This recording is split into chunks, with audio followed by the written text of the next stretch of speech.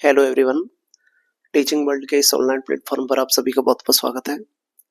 आज मैं एक नया कॉन्सेप्ट चेकलिस्ट स्टार्ट कर रहा हूँ, ठीक है, जिसमें टॉपिक हमने रखा है इलास्टिसिटी। ठीक है, इलास्टिसिटी जो टॉपिक है इसका वेटेज राजस्थान, यूपी, बिहार, उत्तराखंड, ठीक है, इन सभी एग्जाम्स में काफी ज्यादा देखने को मिलता है। ठीक है, और पीजीटी एग्जाम्स में ये सभी काम में आने वाला है। तो ये टॉपिक है जिसका नाम है इलास्टिसिटी। आप सभी ने 11th-12th क्लास में इलास्टिसिटी पढ़ी होगी।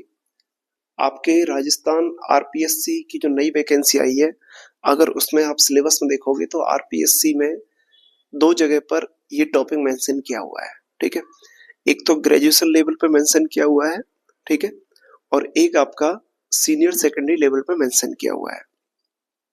तो ये जो टॉपिक है इलास्टिसिटी, ये काफी पूछा जाता है। ठीक है, और ग्रेजुएशन लेवल के क्वेश्चंस भी काफी पूछे जाते हैं और 11th-12th लेवल के क्वेश्चंस भी काफी पूछे जाते हैं। ठीक है, तो ध्यान रखिए।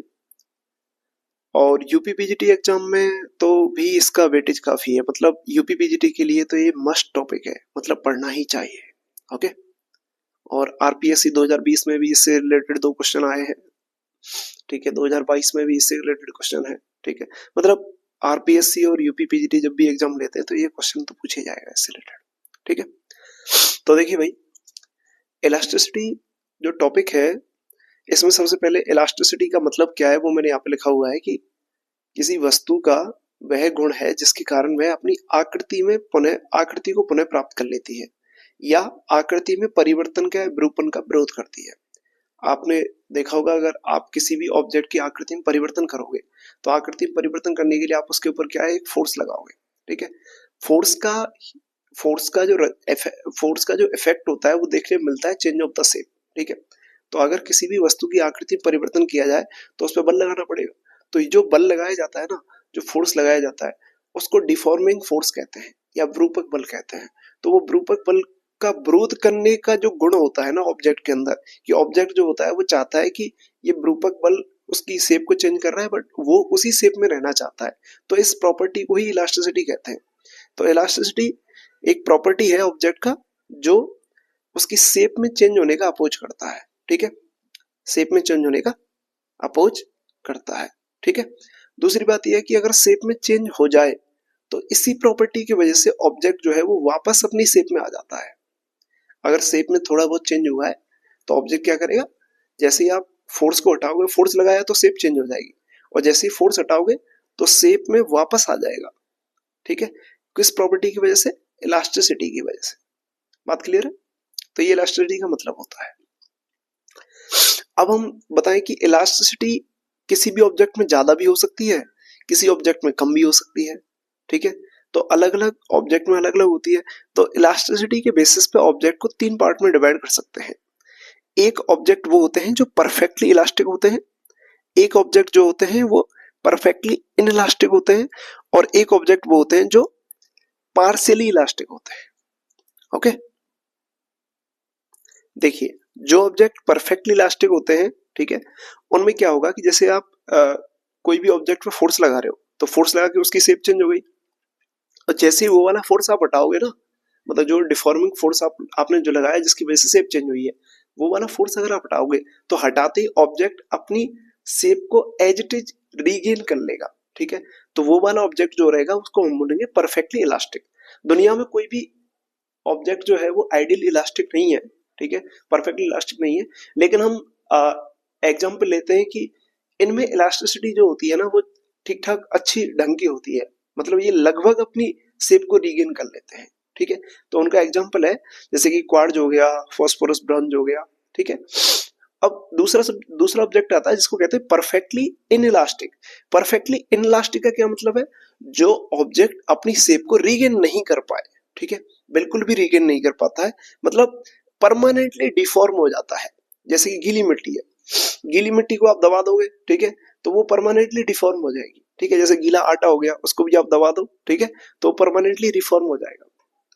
और जैसे मोम हो गया, ठीक है, तो मोमबत्ती में जो मोम आता है ना वही वाला वैक्स। ठीक है, वैक्स की बात हो रही है। अगर वैक्स को भी आप वैक्स पे फोर्स लगा के उसको जो शेप दे दोगे ना वो उसी शेप में हो जाएगा, परमानेंट डिफॉर्म ठीक है। तो आप क्या कहोगे, ऐसे ऑब्जेक्ट जो होते हैं उनको बोलते हैं परफेक्टली इनइलास्टिक। और इनइलास्टिक का मतलब क्या होता है, दूसरी भाषा में अगर इनइलास्टिक को बोला जाए तो इसको प्लास्टिक भी कह सकते हो, ठीक है, या हिंदी में कहीं सुकड्डे। ओके। और आपको पता है कि दुनिया में कोई भी ऑब्जेक्ट जो है वो परफेक्टली इलास्टिक नहीं होते हैं, ठीक है। तो इसका मतलब क्या होता है, सभी ऑब्जेक्ट अपनी शेप को रीगेन नहीं कर पाते टोटली। इसलिए हम कहते हैं कि जो हमारे प्रैक्टिकल लाइफ में जो ऑब्जेक्ट्स होते हैं वो होते हैं पार्शियली इलास्टिक, ठीक है, क्लियर। अब देखो हमारे पास एक नया टॉपिक आ रहा है, ठीक है, जिसका नाम है स्ट्रेस। इसको हिंदी में प्रतिबल कहते हैं। स्ट्रेस का मतलब आप लोगों ने पढ़ा होगा, स्ट्रेस इज इक्वल टू होता है रिस्टोरिंग फोर्स अपॉन में एरिया, ठीक है। तो यहाँ पर जो फोर्स रहेगा ना, वो ध्यान रखना वो रिस्टोरिंग रहेगा, restoring force, right, restoring force upon में एरिया। मतलब रिस्टोरिंग फोर्स कब आता है पता है, जैसे आप किसी भी ऑब्जेक्ट पे डिफॉर्मिंग फोर्स लगाते हो। तो डिफॉर्मिंग फोर्स, जैसे मान लो डिफॉर्मिंग फोर्स आप किसी ऑब्जेक्ट पे लगा रहे हो, जैसे मान लो ये आपके पास एक ऑब्जेक्ट है, ठीक है, यहाँ पर ये आपके पास एक ऑब्जेक्ट है, और इस ऑब्जेक्ट को ये कोई इस तरीके से कोई वायर है, और इसको पकड़ के नीचे से आप ऐसे खींचोगे, ऐसे करके फोर्स लगाओगे, तो पता है ये वायर के अंदर एक फोर्स डेवलप हो जाएगा, ठीक है, जो आपके फोर्स का अपोज करेगा। उसको बोलेंगे हम रीस्टोरिंग फोर्स। क्या बोलेंगे, रीस्टोरिंग फोर्स, ठीक है। तो वो वाला रीस्टोरिंग फोर्स अपॉन में cross section area. Cross section area का मतलब क्या है, वो वाला एरिया जिस पर ये फोर्स लग रहा है, वो एरिया लेंगे। जैसे मान लो ये एक एरिया है, ठीक है, और इस पर आपने फोर्स लगाया है ऐसे, ठीक है, ये एरिया जो है वो इसी रोड का हिस्सा है या इसी वायर का पार्ट है, ठीक है, इस पर आप फोर्स लगा रहे हो, तो ये जो क्रॉस सेक्शन एरिया होगा ना, इसको ए कहेंगे। तो फोर्स अपॉन में एरिया आप लेते हो तो उसको बोलते हैं स्ट्रेस। अब आप देखो स्ट्रेस जो है वो फोर्स अपॉन एरिया आ रहा है तो स्ट्रेस हो गया। स्ट्रेस का यूनिट क्या आएगा, न्यूटन पर मीटर स्क्वायर। ऐसा यूनिट क्या आएगा, न्यूटन पर मीटर स्क्वायर। तो इसका मतलब ये डायमेंशनल क्वांटिटी है, ओके, ध्यान रखिएगा, इसमें डायमेंशन होता है, ओके, और इसका यूनिट होता है न्यूटन पर मीटर स्क्वायर, क्लियर है। इन जनरल अगर देखा जाए तो स्ट्रेस जो है वो टेंसर क्वांटिटी है। कैसी क्वांटिटी, टेंसर, ठीक है, और इसका यूनिट क्या होता है, न्यूटन पर मीटर स्क्वायर। अगर आप इसका डायमेंशन फॉर्मूला लिखते हो, ठीक है, तो डायमेंशन फॉर्मूला इसका बिल्कुल प्रेशर के इक्वल आएगा, ठीक है। देखो ऊपर क्या है न्यूटन और नीचे क्या है मीटर स्क्वायर। तो न्यूटन के लिए अगर डायमेंशन फॉर्मूला लिखोगे तो क्या लिखा जाएगा, मास इंटू एक्सेलरेशन होता है फोर्स, तो ये हो जाएगा मास m1, एक्सेलरेशन हो जाएगा L1 टी की पावर -2, ठीक है, और अपॉन में L2। तो आप इसको लिखोगे m1 L की पावर -1 और टी की पावर -2, क्लियर। तो ये इसका डायमेंशन फॉर्मूला होता है m1 L -1 और टी की पावर -2, क्लियर। तो ये रहेगा स्ट्रेस। अब देखो स्ट्रेस जो होता है वो भी तीन टाइप का होता है। एक होता है लॉन्गिट्यूडनल स्ट्रेस, एक होता है शियर स्ट्रेस, और एक होता है वॉल्यूमेट्रिक स्ट्रेस, ठीक है। लॉन्गिट्यूडनल स्ट्रेस का मतलब क्या है, अगर किसी वायर को पकड़ के सीधा खींचा जाए तो उसमें जो स्ट्रेस आएगा वो लॉन्गिट्यूडनल स्ट्रेस होता है, ठीक है, इसको हम नॉर्मल स्ट्रेस भी बोलते हैं, ओके। दूसरा होता है शियर स्ट्रेस, ठीक है। देखिए मैं एक नीचे डायग्राम दिखा रखा है उसको दिखाता हूं पहले आपको। यहाँ पे देखिए, अगर किसी वायर को इस तरीके से फोर्स लगा के ऐसे खींच रहे हैं, ठीक है, तो वायर की लेंथ जो है वो ऐसे इंक्रीज हो गई है, यहाँ से यहाँ तक आ गई है। मतलब ये वाले एंड पे आपने फोर्स लगाया था और ये वाला एंड यहाँ से शिफ्ट होकर यहाँ पहुंच गया, इसका मतलब लेंथ में ऐसे एक्सटेंशन आ गया, ठीक है। तो ये वाला जो यहाँ पे जो स्ट्रेस आएगा ना, इस वायर में जो स्ट्रेस आएगा, तो वो स्ट्रेस बोलेगा आप, वो स्ट्रेस को आप बोलोगे लॉन्गिट्यूडनल स्ट्रेस, ओके। अब देखो अगर आपके पास ये क्यूब है, ठीक है, और ये क्यूब का नीचे वाला जो सरफेस है ना वो फिक्स कर दिया आपने, चिपका दिया है, ठीक है, और इस ऊपर वाले सरफेस पर आप फोर्स लगा रहे हो इस तरीके से सरफेस के पैरेलल, सरफेस के पैरेलल। तो ये सरफेस है और सरफेस के पैरेलली आप ऐसे करके फोर्स लगा रहे हो। तो जब सरफेस के पैरेलल ऐसे फोर्स लगाया जाएगा ना, तो क्या होगा, इसमें नीचे वाला सरफेस तो फिक्स रहेगा लेकिन ऊपर वाला जो सरफेस है वो इधर को शिफ्ट हो जाएगा, इधर को शिफ्ट हो जाएगा। तो हम इस तरीके से कहेंगे कि इस तरीके का जो टेंजेंट की डायरेक्शन में जो सरफेस के टेंजेंशियल जो फोर्स लगाया जाता है ना, तो फोर्स पर यूनिट एरिया बोलेगा शियर स्ट्रेस। तो ऐसा फोर्स अपॉन में ये वाला एरिया जो है, ये एरिया, ये सरफेस का एरिया डिवाइड कर देंगे हम, तो ये हो जाएगा हमारे पास शियर स्ट्रेस, ओके। अगला होता है वॉल्यूमेट्रिक स्ट्रेस।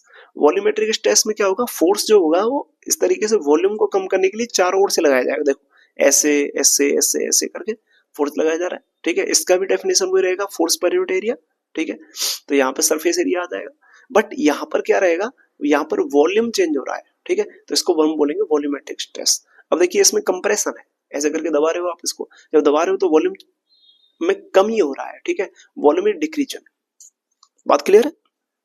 ऑलराइट, तो इस तरीके से आप कह सकते हो कि आपका जो स्ट्रेस है, स्ट्रेस का मतलब होता है restoring force per unit area, और स्ट्रेस तीन टाइप का होता है, लॉन्गिट्यूडनल, शियर स्ट्रेस और वॉल्यूमेट्रिक स्ट्रेस। चलेगा? ओके, देखो भाई मैं सारी चीजों को पॉइंट टू पॉइंट बता रहा हूँ, ठीक है। इसमें कोई ज्यादा डेफिनेशन वेफिनेशन बताने की जरूरत नहीं है, आप जानते हो सारी चीजें, ठीक है। और सभी पीजीटी लेवल के विद्यार्थी हैं, तो आप सीधे सीधे देखते जाइए। अगला टॉपिक है स्ट्रेन, ठीक है। स्ट्रेन का मतलब क्या होता है? स्ट्रेन का मतलब होता है चेंज इन शेप, ठीक है। ये मिस गलती से लग गया है, ये है शेप, ठीक है। चेंज इन शेप अपॉन में ओरिजिनल शेप, ठीक है। तो ये होता है चेंज इन शेप अपॉन में ओरिजिनल शेप। तो किसी भी ऑब्जेक्ट की शेप में अगर चेंज होता है तो कितना शेप चेंज हुआ है वो, और अपॉन में ओरिजिनल शेप का डिवाइड कर दो, ठीक है। जैसे लेंथ में चेंज हुआ है तो change in length upon length, जैसे वॉल्यूम में चेंज हुआ है तो change in volume upon volume, ठीक है। जैसे और कोई भी चेंज हुआ है तो आप क्या करोगे, चेंज इन शेप अपॉन में ओरिजिनल शेप कर दोगे, तो वो ये स्ट्रेन हो जाएगा। अब आपका जो स्ट्रेन होता है वो भी तीन टाइप का होता है, स्ट्रेन भी तीन टाइप का होता है। एक होता है लॉन्गिट्यूडनल स्ट्रेन, एक होता है आपका शियर स्ट्रेन, और एक होता है आपका वॉल्यूम स्ट्रेन, ठीक है। आपने देखा था लॉन्गिट्यूडनल स्ट्रेस, देखा था आपने। लॉन्गिट्यूडनल स्ट्रेस में क्या किया गया था कि फोर्स लगाया गया था इस तरीके से, इस तरीके से ये आपके पास ऐसे करके, ये मान लो एक वायर है, ठीक है, और इस वाले एंड पर ऐसे करके यहाँ पे फोर्स लगा दिया। अब फोर्स लगाने पे क्या होगा, वायर की लेंथ बढ़ जाएगी, ठीक है। अगर वायर की लेंथ बढ़ जाएगी तो मान लो लेंथ बढ़ गई डेल्टा एल, ठीक है, और इनिशियल लेंथ मान लो इसकी एल थी, ठीक है। तो दोनों का रेशियो करो तो ये आ गया longitudinal strain. Okay, shear strain का मतलब क्या होता है? शियर स्ट्रेन में देखो क्या हुआ, शियर स्ट्रेन में अगर देखा जाए तो आप इस तरीके देखिए, इस वाले फिगर को आप देखिए अच्छे से, ये वाला फिगर आपको दिख रहा होगा। इस फिगर में क्या है कि नीचे वाला जो सरफेस है ना भाई, इसको मैंने कर दिया फिक्स, ठीक है, चिपका दिया इसको जमीन से, बिल्कुल चिपका दिया है भाई, ठीक है। अब मैं क्या कर रहा हूं भाई, ऊपर वाला जो सरफेस है ना, इस सरफेस पे यार ऐसे करके फोर्स लगा रहा हूं, जो ऐसे इस वाली डायरेक्शन में फोर्स लगाया जा रहा है ऐसे। अब बताओ, इस वाली डायरेक्शन में अगर फोर्स लगाओगे तो भाई नीचे वाला सरफेस तो चिपका हुआ है, ऊपर वाला सरफेस ये पूरा हवा में चारों ओर खुला हुआ है, ठीक है। जब फोर्स लगाओगे ऐसे करके तो भाई ये सरफेस जो है वो इधर को चला जाएगा, ठीक है। जब इधर को चला जाएगा ना तो यार ये ऐसे टिल हो जाएगा, ठीक है। तो टिल होता हुआ आपको दिख रहा होगा, ये ब्लैक कलर जो है वो इनिशियल है, और ये ऐसे टिल हो गया रेड कलर में, ये फाइनल है, ठीक है। तो आप देखो ये वाला जो कॉर्नर है ना, यहाँ से यार यहाँ पे शिफ्ट हो गया है, ठीक है। तो इसमें कितना चेंज आया, एल का, यहाँ से यहाँ तक जो चेंज आया वो एल का शिफ्ट आ गया है ना, चेंज नहीं शिफ्ट, तो यहाँ पे शिफ्ट हो गया एल का, ठीक है। तो अब देखो ये वाली वॉल थी पहले, ये वाला किनारा था, ठीक है। अब ये किनारा कितने एंगल पर रोटेट हो गया, फाई एंगल पर रोटेट हो गया। तो फाई एंगल पर जो रोटेट हुआ है ना, तो ये जो फाई होता है ना यार, इसी को बोलते हैं शियर स्ट्रेन। इस फाई को ही क्या बोलते हैं, शियर स्ट्रेन। तो देखो आपका जो किनारा था, पहले किनारा ऐसे था, अभी किनारा ऐसे हो गया, तो ये किनारा कितने एंगल पर रोटेट हो गया है, फाई एंगल पर रोटेट हो गया है। तो ये जो फाई होता है ना, इसी को बोलते हैं शियर स्ट्रेन, ठीक है। और फाई निकालने का सिंपल तरीका है, यहाँ पे देखो ये कितना शिफ्ट हुआ है, एल। जैसे मान लो यहाँ पे ये कॉर्नर है, ये कॉर्नर है ए, और ये अभी ए डैश पे पहुंच गया, तो मैं ये कह रहा हूँ कि ये कॉर्नर यहाँ पे था ए पे, और अभी कहाँ पे पहुंच गया, इस पॉइंट पे पहुंच गया ए डैश पे। तो ये कितना शिफ्ट हुआ, एल, एल शिफ्ट हुआ। और देखो ये जो लेंथ थी यहाँ से यहाँ तक, ये पूरी लेंथ है इसकी, ठीक है। अब ये लेंथ जो है वो ऐसे हो गई हो, जब शिफ्ट होगा तो ऐसे लेंथ हो जाएगी, तो ये वाला जो एंगल होगा वो फाई आएगा, ठीक है। और यहाँ पर देखो कितने डिग्री बन रहा है, 90 डिग्री। तो अगर आपको फाई निकालना है तो फाई निकालने के लिए आप क्या लगा दोगे, इसमें टेन थीटा लगा दो, तो ये tan phi is equal to हो जाएगा एल अपॉन एल। और ये वाली जो लेंथ है ना, इसको मैं एल मान रहा हूँ, इसका जो किनारा दे रखा है वो मैंने एल ले लिया क्यूब का, ठीक है। तो ये एल हो गया किनारा, इसका क्यूब का जो किनारा है ना, ये एल है, ये जो किनारा आपको दिखाई दे रहा है ये एल है, ठीक है। तो ये एल हो गया और ये एल हो गया, तो मैं इसमें टेन थीटा लगा देता हूँ, तो tan phi is equal to क्या हो जाएगा, एल अपॉन एल।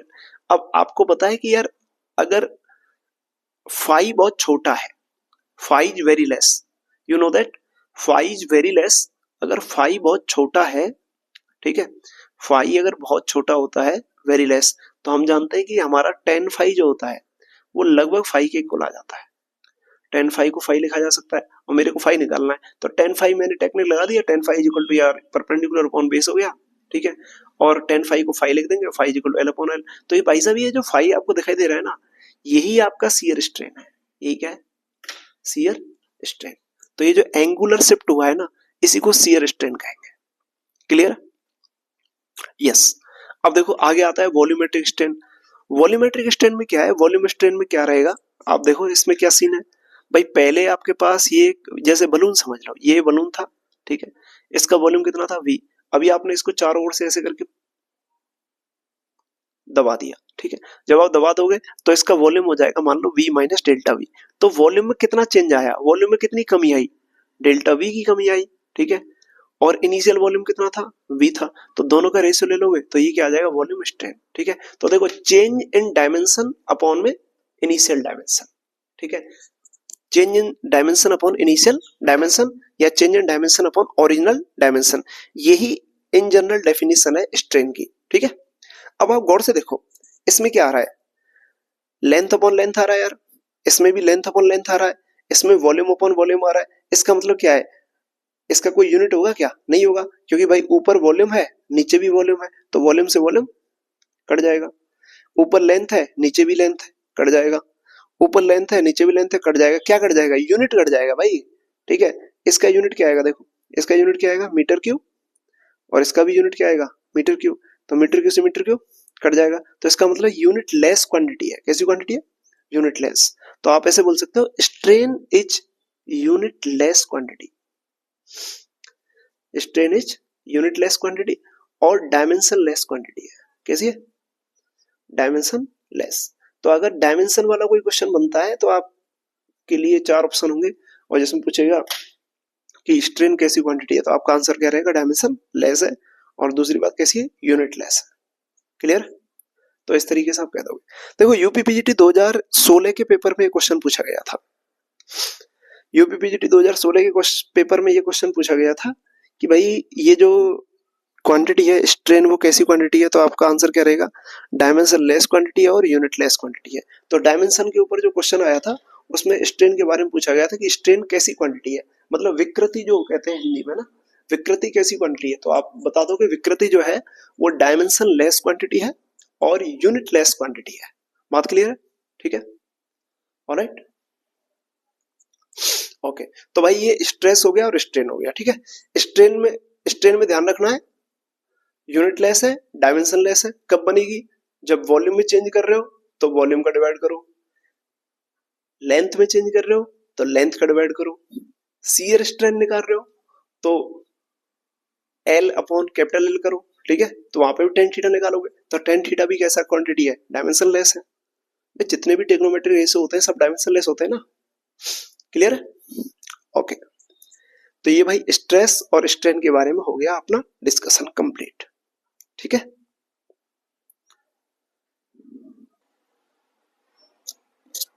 देखो भाई अपना नेक्स्ट टॉपिक है स्ट्रेस स्ट्रेन कर्व, ठीक है, मतलब स्ट्रेस और स्ट्रेन के बीच में अगर कर्व बनाया जाए तो इस तरीके का आपको कर्व दिखाई देगा, ये कर्व आपको दिखाई दे रहा है, ठीक है, इस तरीके कर्व होगा। इस कर्व के कई सारे पार्ट्स हैं, ठीक है, ओ से लेकर के ए तक का पार्ट है, ए से लेके बी तक का पार्ट है, आपको दिख रहा होगा, ओ से लेके ए तक का पार्ट है, ए से लेके बी तक का पार्ट है, बी से लेके सी तक का पार्ट है, सी से लेके डी तक का पार्ट है, और डी से लेके ई तक का पार्ट है, ठीक है। तो इस तरीके से बहुत सारे पार्ट्स हैं इसमें। देखो भाई ओ से लेके ए तक जो है ना, ये प्रोपोर्शनलिटी रीजन है, ये वाला रीजन जो है वो इसमें आप देखो ये एकदम स्ट्रेट लाइन है। स्ट्रेट लाइन होने का मतलब क्या है, stress it directly proportional to strain, ठीक है, तो इसको प्रोपोर्शनलिटी रीजन कहते हैं, ठीक है। और ये जो ए पॉइंट है ना प्रोपोर्शनल रीजन का लास्ट पॉइंट है, तो इसको बोलेंगे लिमिट ऑफ प्रोपोर्शनलिटी, ठीक है, आनुपातिक सीमा, आनुपातिक सीमा।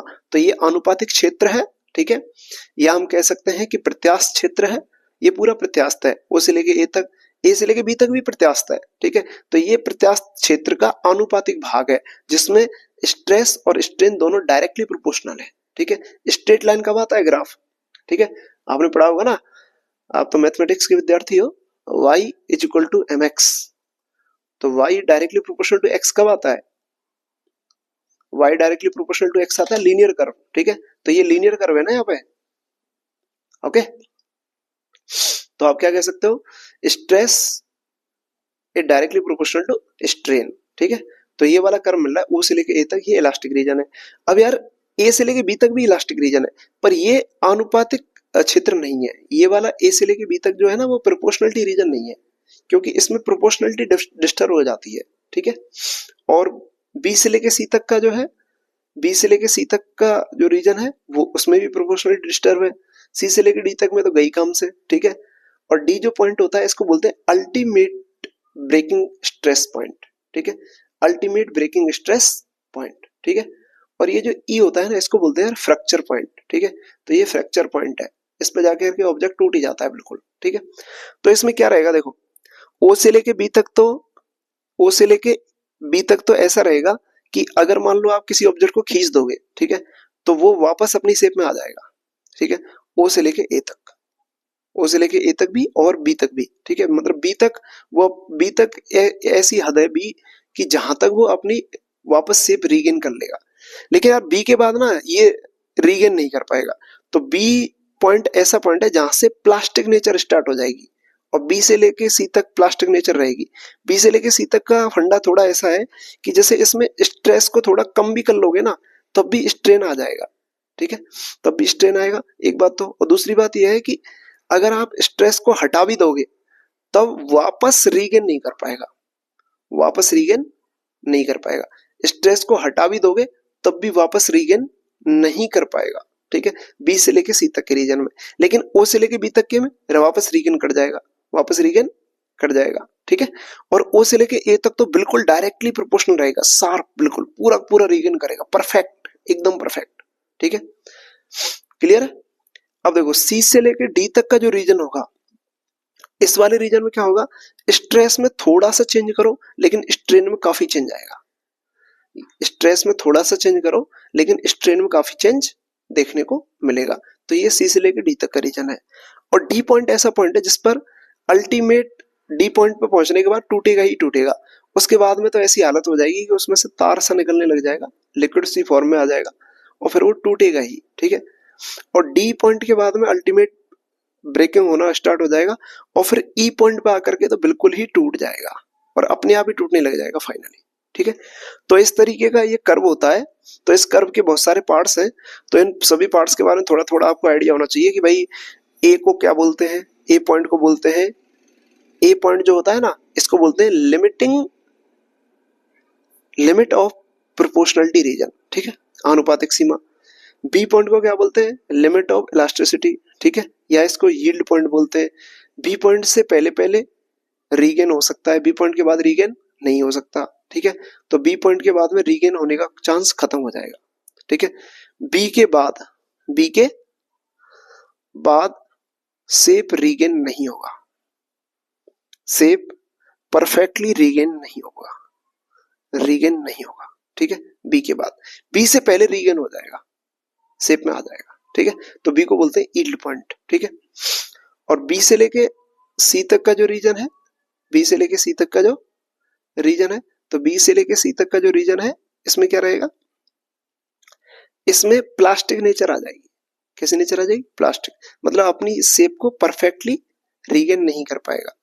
और सी से लेके डी तक का रीजन ऐसा आ जाएगा जिसमें स्ट्रेस को थोड़ा बढ़ाओगे स्ट्रेन काफी बढ़ेगा। और डी पॉइंट पे क्या आ जाएगा, डी पॉइंट के बाद में टूटना तय हो जाएगा, ठीक है। और डी से लेके ई तक क्या हो जाएगा, तार सा निकलने लग जाएगा, लिक्विड सी फॉर्म में आ जाएगा और ई पॉइंट पे जाकर के टूट ही जाएगा अपने आप। फिर वहीं से तुम स्ट्रेस को हटा दो तब भी टूटेगा, ठीक है। तो ये रहता है, क्लियर है भाई, ओके। तो ए पॉइंट क्या है, limit of proportionality. B point क्या है, यील्ड पॉइंट, ठीक है। और सी पॉइंट इसके बीच में आ रहा है, ठीक है। इसमें परफेक्टली इनइलास्टिक, इसमें इनइलास्टिक नेचर रहेगा, ठीक है। और डी पॉइंट पे अल्टीमेटली टूटना स्टार्ट हो जाएगा डी पे, और ई पॉइंट पे बिल्कुल ही टूट जाएगा, अलग हो जाएगा, ठीक है। फ्रैक्चर पॉइंट कहेंगे इसको। क्लियर? अब देखो भाई, ये वाला जो रीजन होता है ना, ओ से लेके ए तक का जो रीजन होता है, इस रीजन के लिए हुक्स ने अपना लॉ दिया। हुक्स ने क्या कहा कि जो आपका ओ से लेके ए तक का जो रीजन है, ठीक है, जिस रीजन को आप कह रहे हो इलास्टिक रीजन, ठीक है, तो इलास्टिक रीजन में क्या रहेगा, stress directly proportional to strain रहेगा। जहां तक ग्राफ एकदम स्ट्रेट लाइन आ रहा है ना, वहां तक स्ट्रेस डायरेक्टली प्रोपोर्शनल टू क्या रहेगा, स्ट्रेन। इसी को बोलते हैं हुक्स लॉ। ओके, चलो भाई आपसे एक क्वेश्चन पूछ लेते हैं, ठीक है। एक क्वेश्चन आपको दिख रहा होगा, ये एग्जांपल। इस एग्जांपल में देखिए, स्ट्रेस और स्ट्रेन के बीच में एक ग्राफ बनाया है, ठीक है। प्रतिबल और विकृति के बीच में एक ग्राफ बनाया है, ठीक है।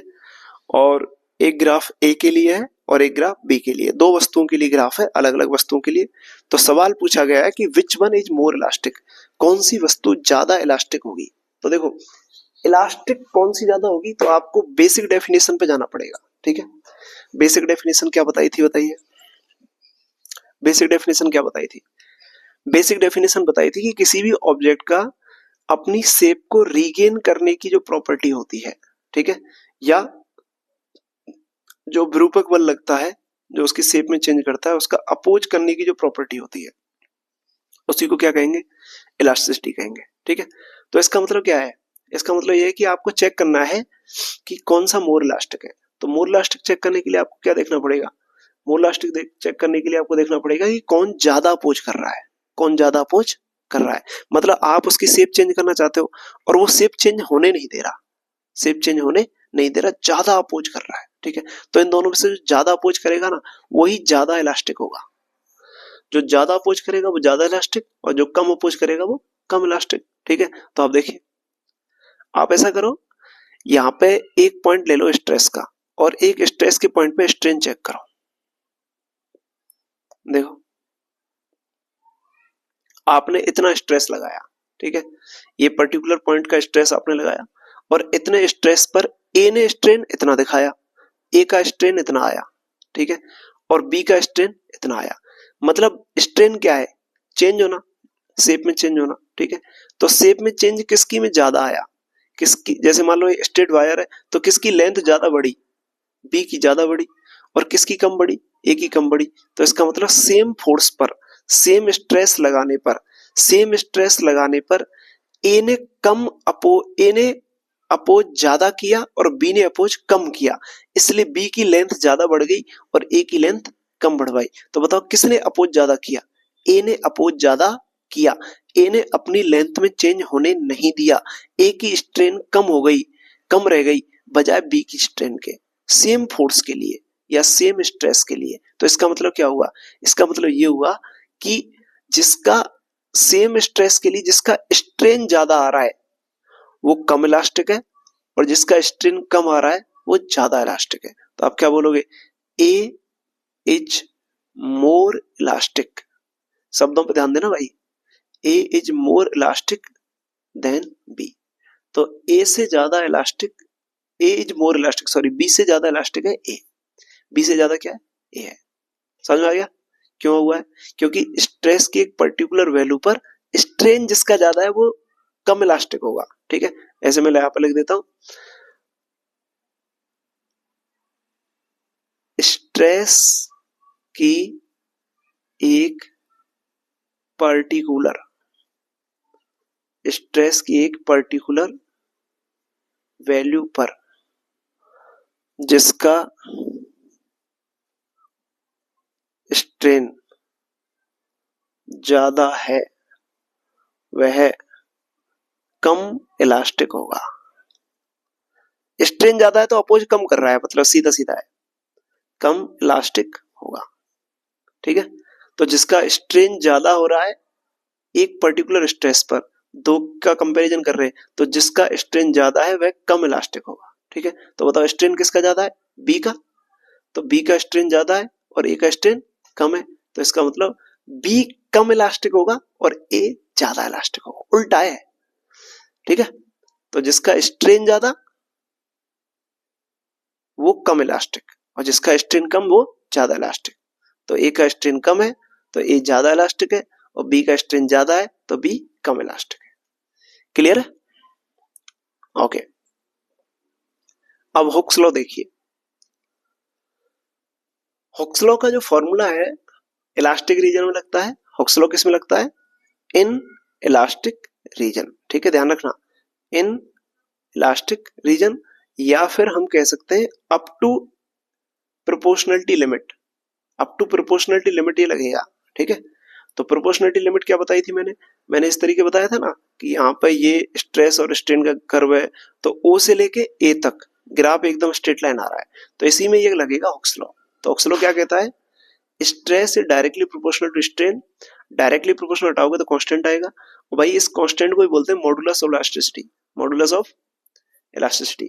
अगर भाई मॉडुलस इलास्टिसिटी निकालना चाहते हो तो ये फॉर्मूला आ जाएगा, modulus of elasticity is equal to stress upon strain. Modulus of elasticity is equal to stress upon strain.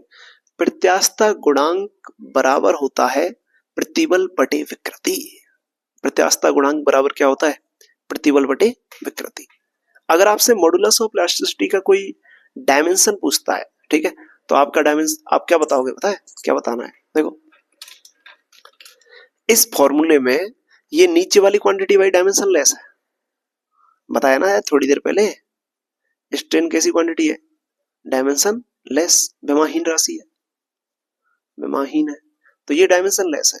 तो अब बताओ किसका डायमेंशन बचा? ऊपर वाली का बचा, स्ट्रेस का। तो स्ट्रेस का जो डायमेंशन होगा, स्ट्रेस का डायमेंशन क्या आता है? प्रेशर के बराबर m1 L-1 T-2। ठीक है, तो ये डायमेंशन होगा, तो यही डायमेंशन फॉर्मूला होगा मॉडुलस ऑफ इलास्टिसिटी का। ध्यान रखिएगा, तो मॉडुलस ऑफ इलास्टिसिटी का डायमेंशन फॉर्मूला होता है m1 L-1 T-2, जो स्ट्रेस का होता है, जो प्रतिबल का होता है, जो प्रेशर का होता है, वही इसका होता है। और यूनिट क्या होता है इसका? यूनिट भी वही होगा जो स्ट्रेस का होता है, और स्ट्रेस का यूनिट क्या बताया था? ऐसा यूनिट न्यूटन पर मीटर स्क्वायर। ठीक है, ये एसआई यूनिट है, ध्यान रखिएगा। कौन सा यूनिट है? एसआई। तो एसआई यूनिट रहेगा इसका न्यूटन पर metre square. Clear? CGS unit क्या होगा? सीजीएस यूनिट हो जाएगा डाइन पर सेंटीमीटर स्क्वायर। सीजीएस यूनिट क्या हो जाएगा? सीजीएस यूनिट अगर कोई लिखना चाहे तो सीजीएस यूनिट क्या बन जाएगा भाई? डाइन पर सेंटीमीटर स्क्वायर। न्यूटन का क्या हो जाएगा? डाइन, और मीटर का क्या हो जाएगा? Centimetre square. ठीक है, तो इसका बन जाएगा डाइन पर सेंटीमीटर स्क्वायर, तो ये हो जाएगा सीजीएस यूनिट। ठीक है, ध्यान रखिएगा। अच्छा, एक बात और ध्यान रखना भाई, एक न्यूटन में कितने डाइन होते हैं? 1 न्यूटन इज इक्वल टू होता है 10⁵ डाइन। ठीक है, फोर्स का यूनिट होता है न्यूटन, और ऐसा यूनिट होता है न्यूटन फोर्स का, और एक न्यूटन का मतलब होता है 10⁵ डाइन। ठीक है, और एक मीटर इज इक्वल टू कितना होता है? 10⁻² सेंटीमीटर। ठीक है, ये तो आपको पता ही होगा। ठीक है, चलो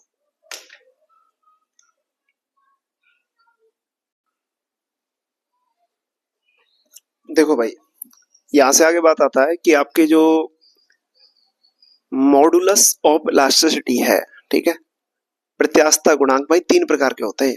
एक होता है यंग प्रत्यास्थता गुणांक, ठीक है, अंग्रेजी में बोलते हैं यंग मॉडुलस। एक होता है आयतन प्रत्यास्थता गुणांक, जिसको बोलते हैं अंग्रेजी में वल्क मॉडुलस। ठीक है, और तीसरा होता है अपरूपण गुणांक, ठीक है, और जिसको बोलते हैं शियर मॉडुलस। ठीक है, तो इस तरीके से 3 प्रकार के होते हैं।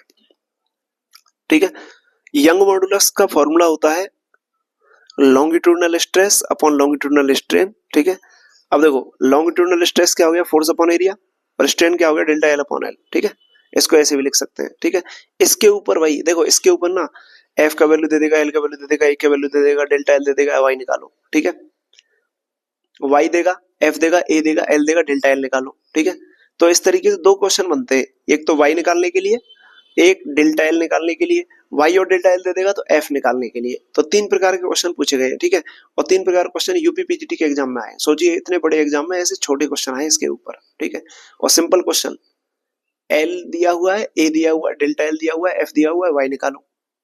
वाई दिया हुआ है, ए दिया हुआ है, डेल्टा एल दिया हुआ है, एल दिया हुआ है, एफ निकालो।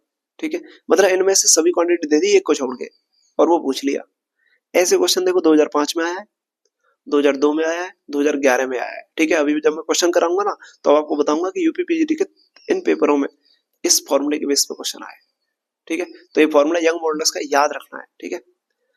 Young modulus is equal to क्या होता है, longitudinal stress upon longitudinal strain. Language में याद होना चाहिए, ऐसे याद नहीं करना, ठीक है। लॉन्गिट्यूडनल स्ट्रेस क्या होता है भाई, फोर्स अपॉन एरिया, और स्ट्रेन क्या होता है, change in length upon length. हो गया बस, ठीक है। डायमेंशन फॉर्मूला अभी बता दिया, न्यूटन पर मीटर स्क्वायर होगा। यूनिट है, ये यूनिट है न्यूटन पर मीटर स्क्वायर। और डायमेंशन निकालोगे तो क्या आएगा, m1 l1। डायमेंशन निकालोगे तो क्या आएगा, m1 l-1 t-2, ठीक है, ध्यान रखिएगा। ओके, तो इसी तरीके से फिर बल्क मॉडुलस होता है। बल्क मॉडुलस में क्या होता है भाई, प्रेशर आ जाता है। क्या आ जाता है, प्रेशर। प्रेशर अपॉन में volume, change in volume upon में वॉल्यूम।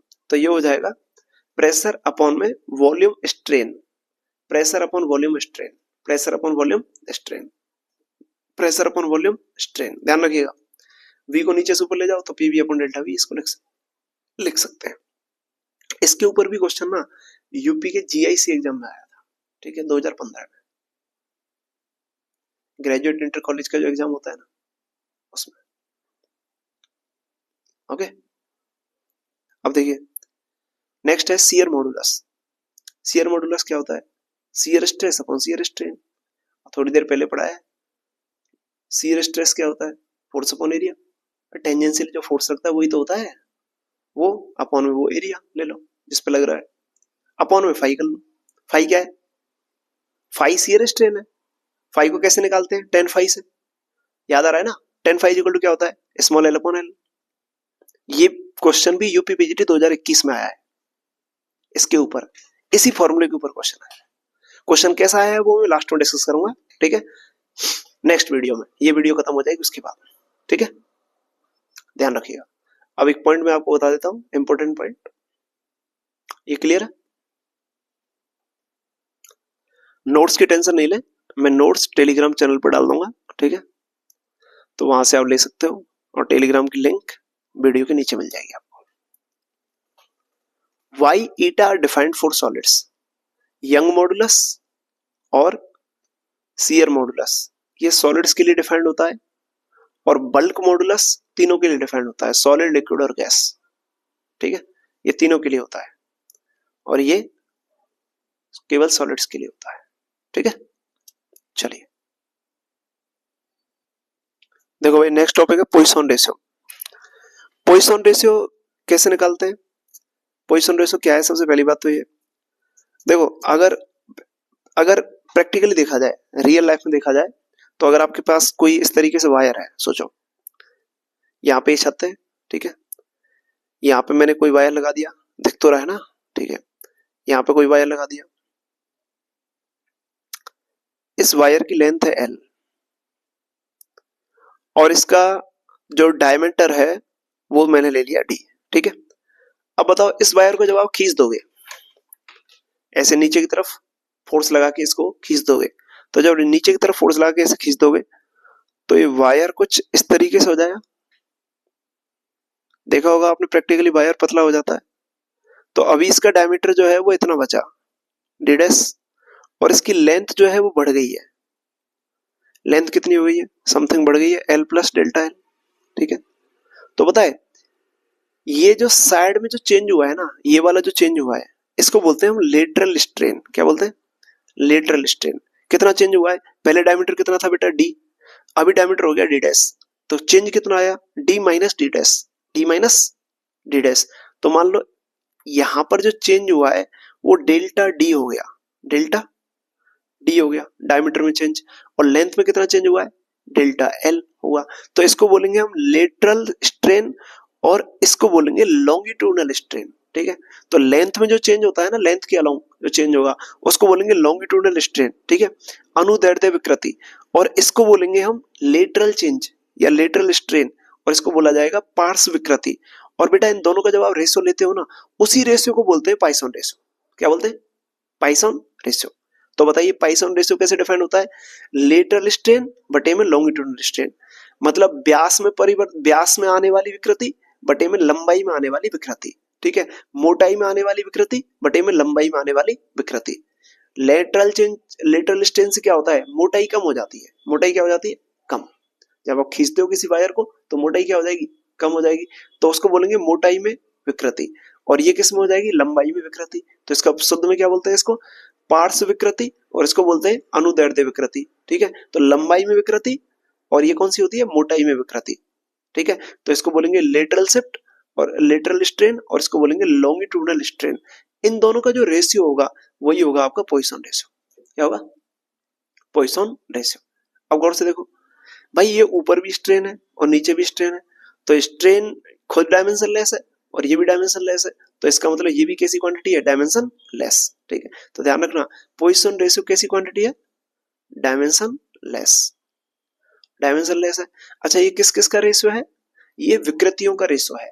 किस किस का अनुपात है, ये विकृतियों का अनुपात है, ठीक है। तो इसका मतलब ये जो है वो स्ट्रेनों का रेशियो है, ठीक है। स्ट्रेन कौन कौन सी है, एक तो लेटरल है और एक लॉन्गिट्यूडनल है। तो किसी वायर को खींचने पर उसमें दो स्ट्रेन आती है, प्रैक्टिकली देखा जाए तो एक लॉन्गिट्यूडनल स्ट्रेन भी आती है। जब किसी वायर को लंबा खींच देते हैं ना, तो उसमें एक तो लॉन्गिट्यूडनल स्ट्रेन आता है और एक क्या आता है, लेटरल स्ट्रेन। और दोनों का रेशियो करोगे तो क्या मिलेगा, पॉइसन रेशियो। और पॉइसन रेशियो ध्यान रखना है, ऊपर क्या आएगी, मोटाई, और नीचे क्या आएगी, लंबाई, ठीक है। तो मोटाई मतलब लेटरल और लंबाई मतलब लॉन्गिट्यूडनल। मोटाई मतलब पार्श्व विकृति और लंबाई मतलब अनुदैर्ध्य विकृति। मोटाई मतलब डायमीटर में चेंज और अनुदैर्ध्य मतलब या लंबाई मतलब लंबाई में चेंज, ठीक है। तो अनुदैर्ध्य विकृति लंबाई में चेंज की वजह से आती है और पार्श्व विकृति जो आती है वो मोटाई में चेंज होने की वजह से आती है। और इनका रेशियो जब करोगे तो ये आएगा पॉइसन रेशियो, ठीक है। क्लियर है, तो ये पॉइसन रेशियो होता है। पॉइसन रेशियो के ऊपर कई बार क्वेश्चन पूछा है, जिसमें पॉइसन रेशियो की थ्योरेटिकल लिमिट्स के बारे में पूछता है कि इसकी थ्योरेटिकल लिमिट किस किस नंबर के बीच में होगी। तो आपको बता देता हूं मैं जानकारी के लिए कि पॉइसन रेशियो की अभी आगे भी डिस्कस करूंगा मैं, कि पॉइसन रेशियो की जो थ्योरेटिकल लिमिट होती है ना, वो 1 से 1/2 से कम होता है ये, और -1 से ज्यादा होता है, ठीक है। तो -1 और 1/2 के बीच में होती है, -1 और 1/2 के बीच। भाई ये सिग्मा क्या है, एक नंबर है, रेशियो है ना यार स्ट्रेन का। स्ट्रेन का रेशियो क्या आएगा, डायमेंशन लेस नंबर आएगा। तो वो नंबर कितना हो सकता है, इनके बीच में होता है, -1 और 1/2 के बीच में होता है। 1/2 से ज्यादा नहीं होगा और -1 से कम नहीं होगा। समझ रहे भाई, समझ गए, ठीक है। तो ये होता है, तो ये इसकी थ्योरेटिकल लिमिट है। ये कैसी लिमिट है, थ्योरेटिकल लिमिट। तो दीज आर लिमिट्स। लिमिट्स का मतलब क्या हुआ भाई, लिमिट्स का मतलब है कि तुम्हारी जो लिमिट है वो यहां से यहां तक जाने की है। तुम्हारी लिमिट 5000 से लेकर के 6000 तक की शर्ट, 5000 से लेकर 10,000 तक का मोबाइल रखने की है, ठीक है। तो 5000 से 6000 तक के बीच में ही मोबाइल रखोगे तुम।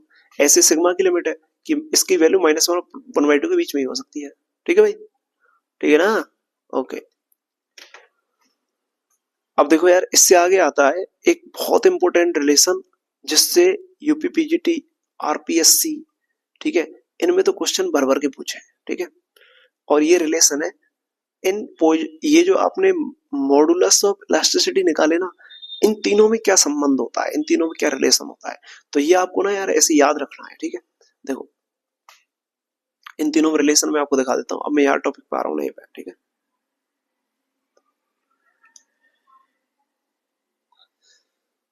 पूरा दिख रहा है ना भाई, अरेंजमेंट अभी थोड़ा ऐसा ही है यार, ठीक है, ऑलराइट।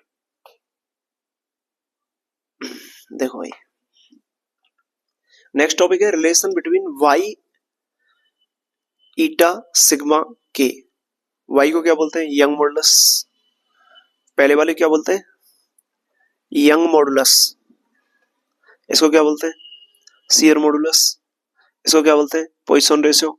इसको क्या बोलते हैं, बल्क मॉडुलस। ध्यान रखना, इसका नाम क्या है, बल्क मॉडुलस। बल्क मॉडुलस, आयतन प्रत्यास्थता गुणांक। इसका नाम क्या है, अभी पढ़ाया, पॉइसन रेशियो। इसका नाम क्या है, अपरूपण गुणांक, शियर मॉडुलस, क्या है? Shear modulus. और इसका नाम क्या है? Young's modulus. इसका नाम यंग्स मॉडुलस है। तो इनके कितने, इन तीनों में क्या रिलेशन होता है? तो यार इन तीनों में जो रिलेशन होता है ना, उसका बहुत बड़ा डेरिवेशन है, ठीक है। और डेरिवेशन से ना कुछ पूछा जाएगा आपसे, ठीक है। आपसे पूछा जाएगा ये फॉर्मूला बस, ठीक है। कंपटीशन एग्जाम में यही आता है, तो ये आपको याद रखना है। यंग मॉडुलस का फॉर्मूला बनता है y is equal to 3k into 1 minus 2 sigma. देखो यहाँ पे ये कितने दे रखे हैं? 4, 1 2 3 4, ठीक है। ये 4 है, ठीक है भाई। जो आपके पास जो ये दे रखे हैं ना, young modulus, shear modulus, Poisson ratio और बल्क मॉडुलस, ये कितने गिनने में? 4 है, ठीक है। अब इनके जो रिलेशन बनेंगे वो 3 3 के बनेंगे, एक रह जाएगा, एक रिलेशन से एक रह जाएगा। देखो y k सिग्मा, इनमें रिलेशन हो गया, y ईटा सिग्मा। तो इस पहले वाले रिलेशन में कहीं भी ईटा नहीं आ रहा, शियर मॉडुलस नहीं आ रहा। इसमें कहीं भी, देखो इस वाले में कहीं भी बल्क मॉडुलस नहीं आ रहा। तो ये रिलेशन होता है इस तरीके से। तो याद रखना y इज इक्वल टू होता है 3k इंटू 1 माइनस 2 सिग्मा, और y इज इक्वल टू होता है 2 eta into 1 plus sigma. y is equal to क्या होता है? 3k इंटू 1 माइनस 2 सिग्मा, और y इज इक्वल टू क्या होता है? 2 ईटा इंटू 1 प्लस सिग्मा, ठीक है। ओके यार, इसको अगर याद करना है तो याद करने का एक छोटा सा तरीका मुझे मैंने बनाया है, ठीक है। अगर तुम्हें अच्छा लगे तो उसको फॉलो करो, अदरवाइज ऐसे इसको याद भी कर सकते हो। याद करने के लिए, याद करने का तरीका है ना, याद करना ही है, ठीक है। तो याद करना है तो क्या करें? इसको ऐसे लिख लो, y upon 3k is equal to 1 minus 2 sigma. तो मैं ऐसे कह सकता हूं, एक जवान के 3 कमेरे, एक जवान के 3 कमेरे बेटे, ठीक है। तो एक जवान के 3 कमेरे, ठीक है, एक जवान के 3 कमेरे, 1 माइनस लग रहा है ना, 1 मिनिस्टर, 1 मिनिस्टर, 1 माइनस लग रहा है, माइनस का m आएगा, ठीक है। 1 मिनिस्टर, 1 मिनिस्टर, फिर से बोल रहा हूं, देखो एक जवान के 3 कमेरे, एक जवान के 3 कमेरे, तो y मतलब जवान, यंग, ठीक है। एक जवान के 3 कमेरे, 1 मिनिस्टर, 1 मिनिस्टर, एक जवान के 3 कमेरे, 1 मिनिस्टर, माइनस साइन किसको बता रहा है? मिनिस्टर को,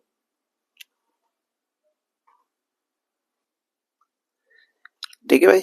एक जवान के 3 कमेरे, 1 प्राइम मिनिस्टर, 2 नाग, आसिम समझना, 1 प्राइम मिनिस्टर,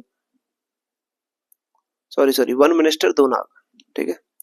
और इसको ऐसे याद कर लो, y upon 2 eta is equal to 1 plus sigma, ठीक है। एक जवान के 2 नालायक, एक जवान के 2 नालायक, ठीक है। 1 प्लस लग रहा है प्राइम मिनिस्टर, 1 प्राइम मिनिस्टर, एक नाग, 1 प्राइम मिनिस्टर एक नाग, नाग जैसा बनना है ना, ये सांप जैसा, ठीक है, इसलिए नाग लगा दिया, ठीक है। तो ऐसे करके याद कर लो कुछ भी। तो मुझे ऐसे याद है कि एक जवान के 3 कमेरे, 1 मिनिस्टर, 2 नाग, एक जवान के 2 नालायक, 1 प्राइम मिनिस्टर, प्राइम मिनिस्टर मतलब प्लस आ रहा है, 1 प्राइम मिनिस्टर एक नाग, ठीक है। और आपके तरीके हो सकते हैं कुछ भी, तो आप इसको याद कर लो। कुल मिला के बात यह है कि ये रिलेशन याद रहना चाहिए, y is equal to 3k into 1 minus 2 sigma, और y is equal to 2 eta into 1 plus sigma, ठीक है। ये याद होना चाहिए, कुल मिला के बात ये है, ठीक है। ओके अब देखो एक रिलेशन, आप ये रिलेशन के ऊपर ना कई बार क्वेश्चन आया है आपका, यूपीपीजीटी 2011 के एग्जाम में आया है ये क्वेश्चन, ठीक है। ये या सीधा सीधा आता है, ठीक है। आरपीएससी के सिलेबस में सीधा सीधा दे रखा है, relation between the coefficient of modulus, relation between the coefficient of modulus, या ऐसे दे रखा है relation between the modulus of elasticity, direct दे रखा है सिलेबस में। ये है relation between modulus of elasticity, ये रिलेशन आएगा, ये भी आएगा। ठीक है, कितने हो गए भाई? 2 हो गए, एक और बना लो। देखो ये भी y है, ये भी y है, y गायब कर लो, y क्या कर लोगे? गायब, एक तो गायब होगा, y इसमें से बराबर कर लो इन दोनों को, सॉल्व कर लो। यूपीपीजीडी 2010 में डायरेक्ट पूछा था, sigma is equal to 3k minus 2 eta upon 6k plus 2 eta, sigma is equal to 3k minus 2 eta upon 6k plus 2 eta. UPPGD 2010 का क्वेश्चन उठा के देखना, डायरेक्ट ऑप्शन है। तो ये याद होना चाहिए, y equal to 3k into 1/2 sigma, y equal to 2 eta into 1 plus sigma, मुझे तो याद है। ठीक है, आपको भी होना चाहिए।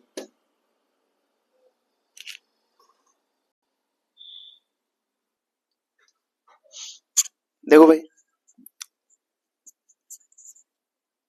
यूपी के पॉलिटेक्निक लेक्चरर के एग्जाम हुआ था और आरपीएससी का स्कूल लेक्चर का 2020 का पेपर, उनमें भी रिलेशन पूछा था, यही पोजीशन रेशियो, लेकिन डिफरेंट तरीके से पूछा था। लास्ट वाले में किसको बराबर किया था? वाई को बराबर किया था। अभी सिग्मा निकाल लो दोनों से। पहला वाला याद है, एक जवान के 3 कमेरे, एक मिनिस्टर 2 नाग। ठीक है, हो गया, सिग्मा निकाल लो इससे। एक जवान के 2 नालायक, एक प्राइम मिनिस्टर एक नाग, यहां से सिग्मा निकाल लो। दोनों के सिग्मा बराबर कर लो, दोनों के सिग्मा जैसे बराबर करोगे, बराबर करते ही एक रिलेशन इस तरीके से निकल के आएगा, ऐसे। ठीक है, तो इस तरीके से निकल के आएगा और ये रिलेशन होगा आपके सामने ऑप्शन में,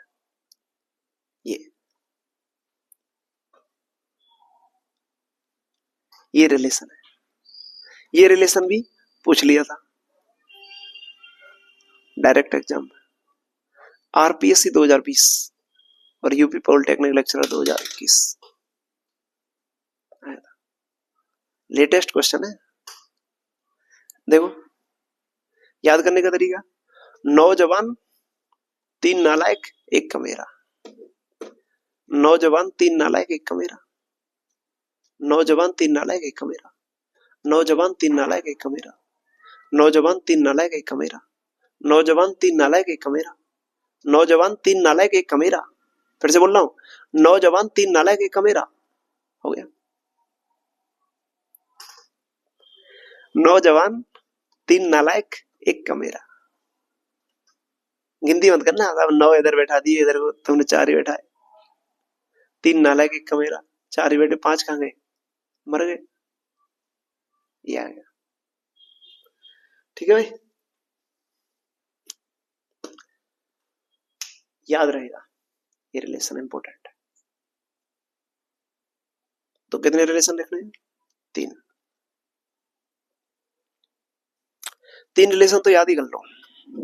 देखो हम याद करा देते हैं फिर से।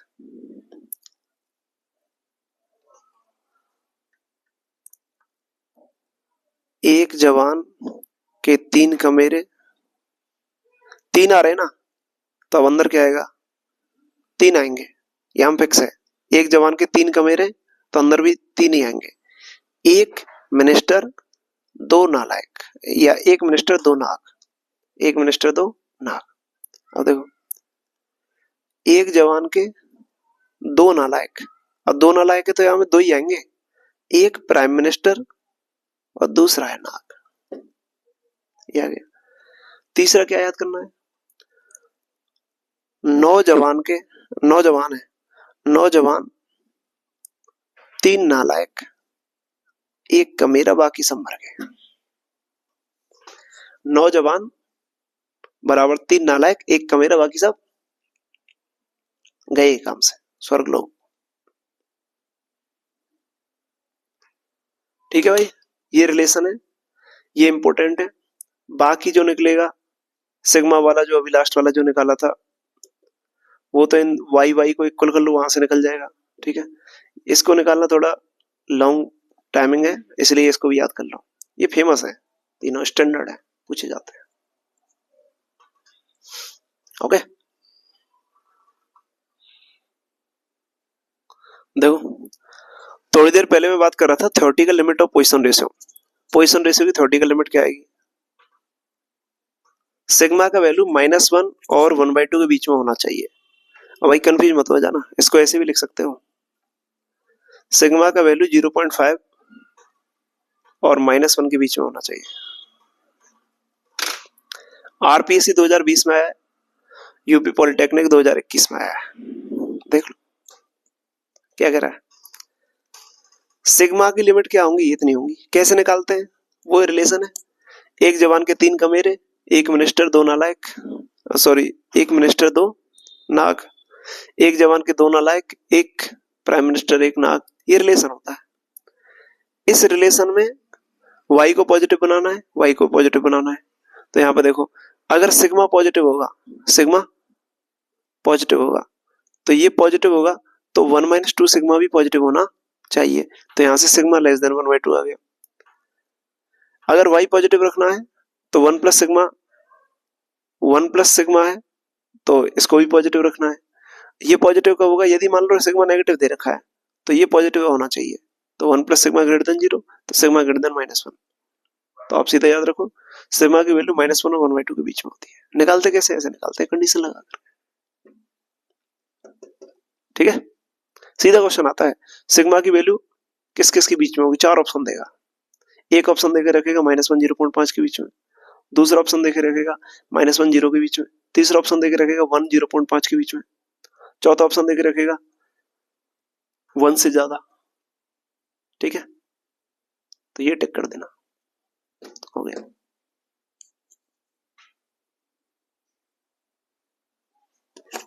देखो भाई, नेक्स्ट टॉपिक है कंप्रेसिबिलिटी। बल्क मॉडुलस आया था थोड़ी देर पहले, क्या होता है? प्रेशर अपॉन में change in volume upon volume, मतलब प्रेशर अपॉन वॉल्यूमेट्रिक स्ट्रेन। ठीक है, प्रेशर क्या होता है? प्रेशर होता है वॉल्यूमेट्रिक स्ट्रेस, तो volumetric stress upon volumetric strain. ठीक है, समझ रहे हो? आयतन प्रतिबल बटे आयतन विकृति। आयतन प्रतिबल का मतलब होता है दाब, दोनों का रेशियो करते हो तो क्या मिलता है? Bulk modulus. बल्क मॉडुलस का भी उल्टा करना है, तो बल्क मॉडुलस का उल्टा कर लोगे ना तो संपीड़ितता मिल जाएगी। कंप्रेसिबिलिटी, कंप्रेसिबिलिटी की डेफिनेशन है ये, बल्क मॉडुलस का उल्टा कर लो, ये होता है। आइडियल गैस के लिए कंप्रेसिबिलिटी अगर निकालनी है, आइडियल गैस के लिए, तो आइडियल गैस के लिए बल्क मॉडुलस का वैल्यू पता होना चाहिए। आइडियल गैस के लिए बल्क मॉडुलस आइसोथर्मल प्रोसेस में प्रेशर के बराबर आता है, और एडियाबेटिक प्रोसेस में गामा इंटू पी के बराबर आता है। जानते हो ना गामा क्या है? ओ भाई साहब, गामा तो पढ़ा होगा तुमने, गामा इज इक्वल टू होता है CP upon CV. Adiabatic process का ये आइडियल गैस इक्वेशन लिखा होगा, वीपी इंटू वी की power gamma is equal to constant. अरे कुछ तो बोलो। तो भाई ये गामा वही है, तो इसमें बल्क मॉडुलस गामा पी आता है, इसमें पी के बराबर आता है। Adiabatic compressibility 1 upon gamma P हो जाएगी, और ये 1 अपॉन पी हो जाएगी। ठीक है, आइसोथर्मल प्रोसेस में पी के इनवर्सली प्रोपोर्शनल, एडियाबेटिक प्रोसेस में 1 अपॉन गामा पी हो जाएगा। 1 अपॉन गामा इंटू पी है, गामा इंटू पी। ठीक है, तो कंप्रेसिबिलिटी का मतलब क्या है? बल्क मॉडुलस का उल्टा। कंप्रेसिबिलिटी का डायमेंशन फॉर्मूला पूछ ले तो क्या याद करोगे? कंप्रेसिबिलिटी का डायमेंशन फॉर्मूला अगर पूछ ले मान लो आपसे, ठीक है, तो क्या लिखोगे? देखो,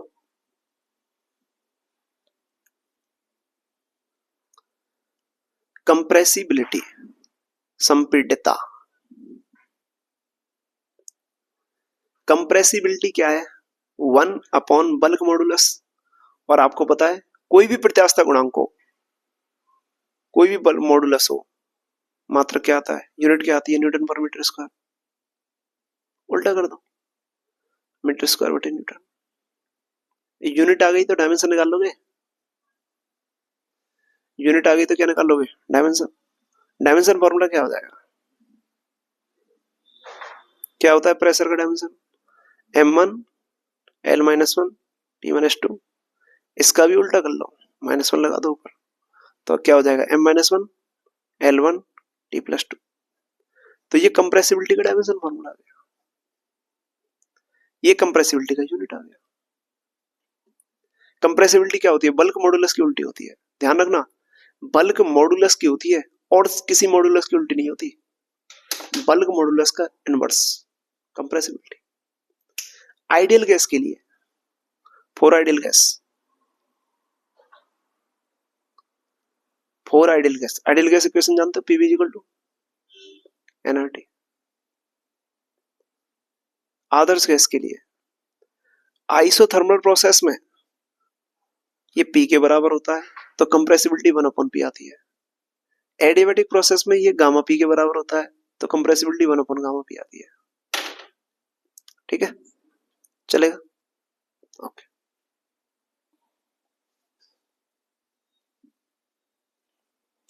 next topic, bending of the beam, दंडों का बंकन। देखो भाई, सिंपल टॉपिक है। आपके पास ये कोई बॉल है, ठीक है, इस बॉल में मैंने इस तरीके से इसको फंसा दिया, ठीक है। अब ये बन गई मेरे पास एक बीम, क्या बन गई, बीम। अब मैं क्या करता हूँ, इस बीम पर यहाँ पे फोर्स लगाता हूँ ऐसे, तो यहाँ पे जब मैं फोर्स लगाऊंगा ना, तो ये ऐसे नीचे की तरफ बेंड हो जाएगी, ठीक है। और फोर्स लगाने का मतलब यहाँ पे वेट लटका देता हूँ, यहाँ पे वेट लटका दूंगा तो ये ऐसे बेंड हो जाएगी। जब ये ऐसे बेंड हो जाएगी तो इसमें कितना डिप्रेशन आ रहा है नीचे की तरफ, ठीक है। तो जितना डिप्रेशन आ रहा है उसको हम निकालते हैं इसमें, ठीक है। तो इसी को बोलते हैं दंडों का बंकन, बंकन मतलब झुकना, ठीक है। तो देखो, दंड दो टाइप की हो सकती है, जो बीम है वो दो टाइप की हो सकती है।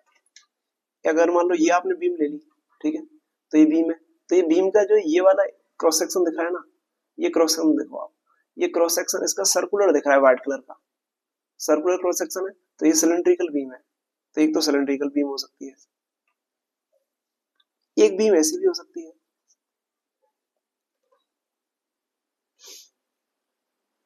तो ये आयत हो जिसका क्रॉस सेक्शन या रेक्टेंगुलर हो, ठीक है, तो ये बीम हो सकती है, ठीक है। अब देखो, जब बीम, अगर हम बीम के लिए बात करें तो ये बीम में क्या रहेगा, इसमें खुद का एक बेंडिंग मोमेंट आता है, ठीक है, बंकन आघूर्ण कहते हैं इसको। तो वो ऐसे लिखा जाता है, G = y/r/ig। जी को बोलते हैं बेंडिंग मोमेंट, y को बोलते हैं यंग मॉडुलस, IG को बोलते हैं ज्योमेट्रिकल मोमेंट ऑफ इनर्शिया। अगर मोमेंट ऑफ इनर्शिया निकाला जाए इसके लिए, ज्योमेट्रिकल मोमेंट ऑफ इनर्शिया, तो इसका होता है BdQ/12। B क्या है, यह चौड़ाई, D ऊंचाई और L क्या है, लेंथ। तो BdQ/12 होता है। और इसका निकाला जाए, इसका आएगा πr⁴/4। ये ज्योमेट्रिकल क्रॉस सेक्शन एरिया होता है, ठीक है। IG बराबर कितना होता है, BdQ/12, याद रखना है, BdQ/12। इसका कितना होता है, πr⁴/4। ये किसके लिए आता है, सिलेंड्रिकल के लिए, और ये किसके लिए, रेक्टेंगुलर, ठीक है। आयताकार छड़ इसके लिए, बेलनाकार छड़ इसके लिए। ऐसी छड़ जिसका क्रॉस सेक्शन सर्कुलर दिखता है उसके लिए, ऐसी छड़ या ऐसी दंड जिसका क्रॉस सेक्शन आयताकार दिख रहा है उसके लिए BdQ/12। बी और डी क्या है, लंबाई चौड़ाई है, ठीक है, सॉरी चौड़ाई ऊंचाई है, ठीक है, लंबाई नहीं है, लंबाई L है, ये लंबाई है, ठीक है, चौड़ाई और ऊंचाई। ये IG का वैल्यू है। ये Y क्या है, Y है यंग मॉडुलस, Y क्या है, यंग मॉडुलस। R क्या है, R क्या है, R is the radius of curvature. R क्या है, रेडियस ऑफ कर्वेचर। ये रेडियस ऑफ कर्वेचर कहां से आ गया, रेडियस ऑफ कर्वेचर ऐसे है, देखो ये तुम्हारे पास बीम है, ठीक है, ये बीम है। अगर तुमने इस बीम को ऐसे झुका दिया दोनों साइड से, ठीक है, तो अगर तुमने इस बीम को ऐसे करके इस शेप में कर लिया तो बीम का बंकन हो गया, बेंड हो गई, ठीक है। तो बीम अगर ऐसे बेंड हो जाएगी तो ये तुम्हारे पास यहाँ पर ये एक सर्कुलर आर्क बन रही है, तो इस सर्कुलर आर्क का सेंटर यहाँ पर होगा। ये चाप बन रही है ना, चाप, इस चाप की त्रिज्या यहाँ पर, केंद्र यहाँ पर होगा, तो इसको कहेंगे वक्रता केंद्र। और ये वाली जो इसकी रेडियस आएगी इसको कहेंगे वक्रता त्रिज्या, ठीक है। तो कोई भी दंड इस तरीके से बेंड हो जाती है, ठीक है, ऐसे करके इसमें बंकन आ जाता है, ठीक है। तो हम कहते हैं कि उसका जो सेंटर से लेकर के और यहाँ तक की जो डिस्टेंस होगी उसको बोलेंगे रेडियस ऑफ कर्वेचर। तो इसका यंग मॉडुलस है वाई, लोहे की वगैरह की कोई ऑब्जेक्ट, कोई मेटेरियल की बनी हुई है तो उसका यंग मॉडुलस कितना है वाई। आर क्या है, रेडियस ऑफ कर्वेचर। और आई जी क्या है, आई जी है ज्योमेट्रिकल मोमेंट ऑफ इनर्शिया। और ज्योमेट्रिकल मोमेंट ऑफ इनर्शिया कितना आता है, या तो बीडी क्यू अपॉन 12 आएगा और या पाई आर की पावर 4 अपॉन 4 आएगा। क्लियर है, तो ये होता है। दोनों फॉर्मूले याद रखते हैं, pi R to power 4 upon 4 और BD cube upon 12 geometrical moment of inertia होता है, ठीक है। ओके, देखो इससे आगे आता है कैंटिलीवर। कैंटिलीवर का क्या मतलब है, कोई भी दंड ले लो, कोई भी आप बीम ले लो, ठीक है। बीम के एक एंड को दीवार से चिपका दो या दीवार में कस दो, क्लैंप कर दो, और दूसरे एंड को फ्री छोड़ दो, तो वही कैंटिलीवर बन जाएगा। क्या बन जाएगा, कैंटिलीवर।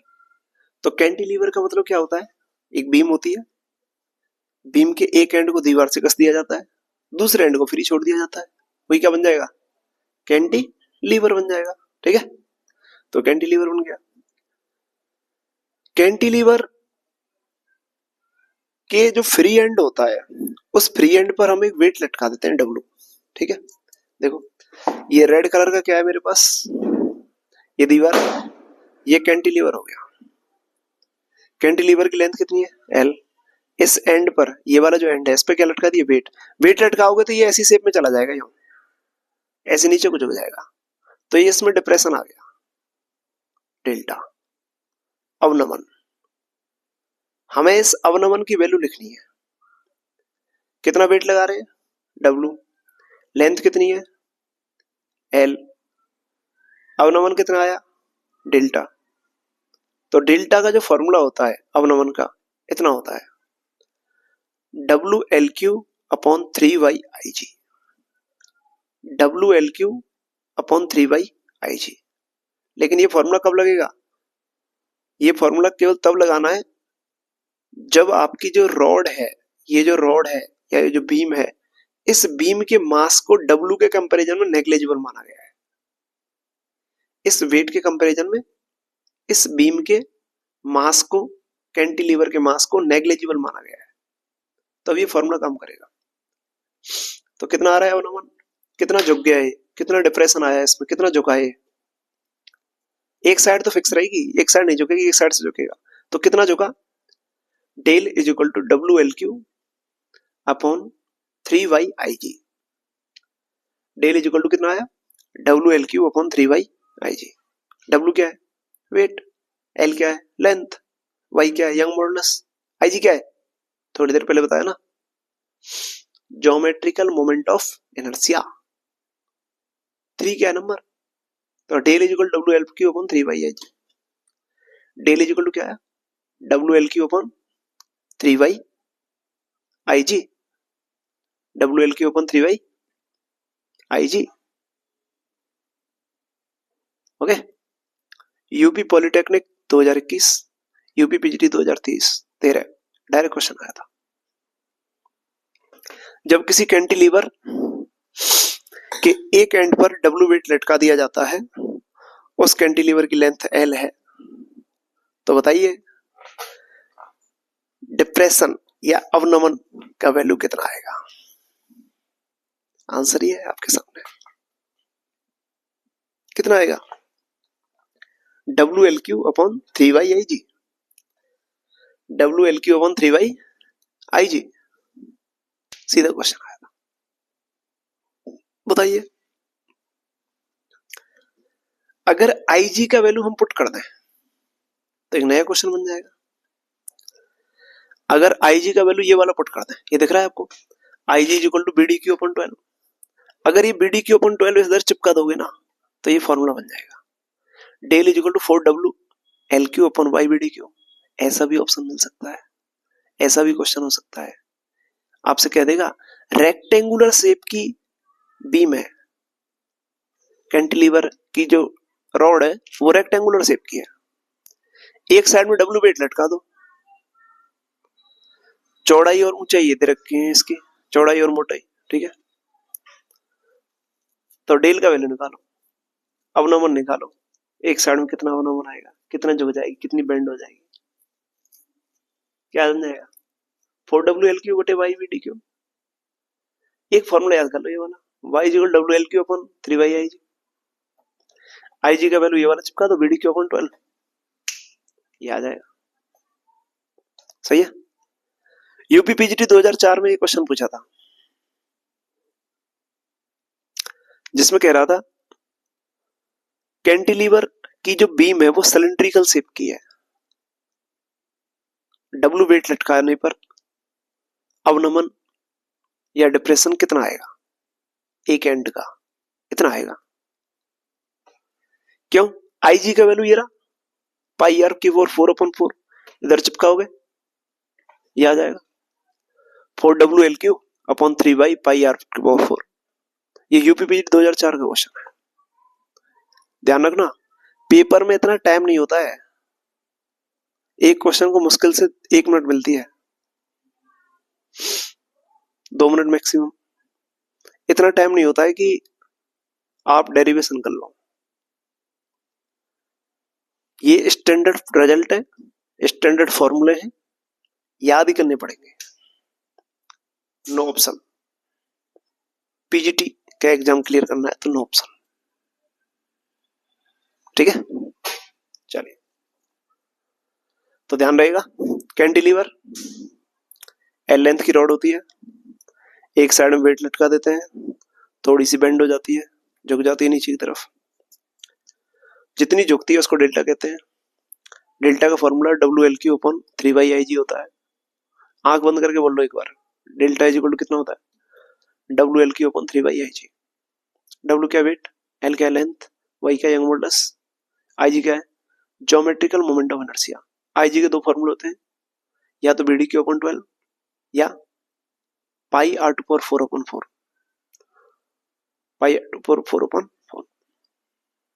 दोनों इधर रख लोगे, क्वेश्चन के अकॉर्डिंग अपना मॉडिफाइड कर लेना, ठीक है।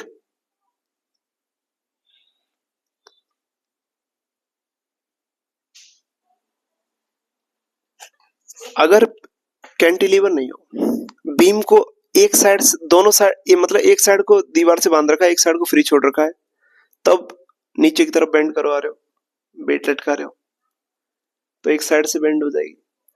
डिप्रेशन का वैल्यू आपने निकाल लिया, WLQ अपॉन 3/IG।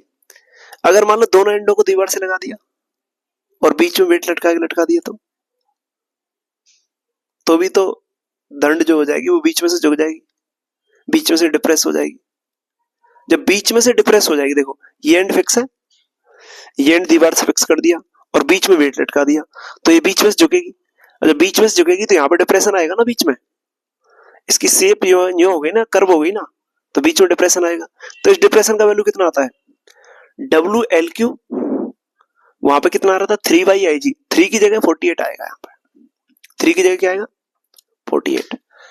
बीच में से झुकेगी तो 48, किनारे पे से झुकेगी तो 3, तो WLQ अपॉन 3/IG और WLQ अपॉन 48/IG, तो बीच में से झुकाई है 48।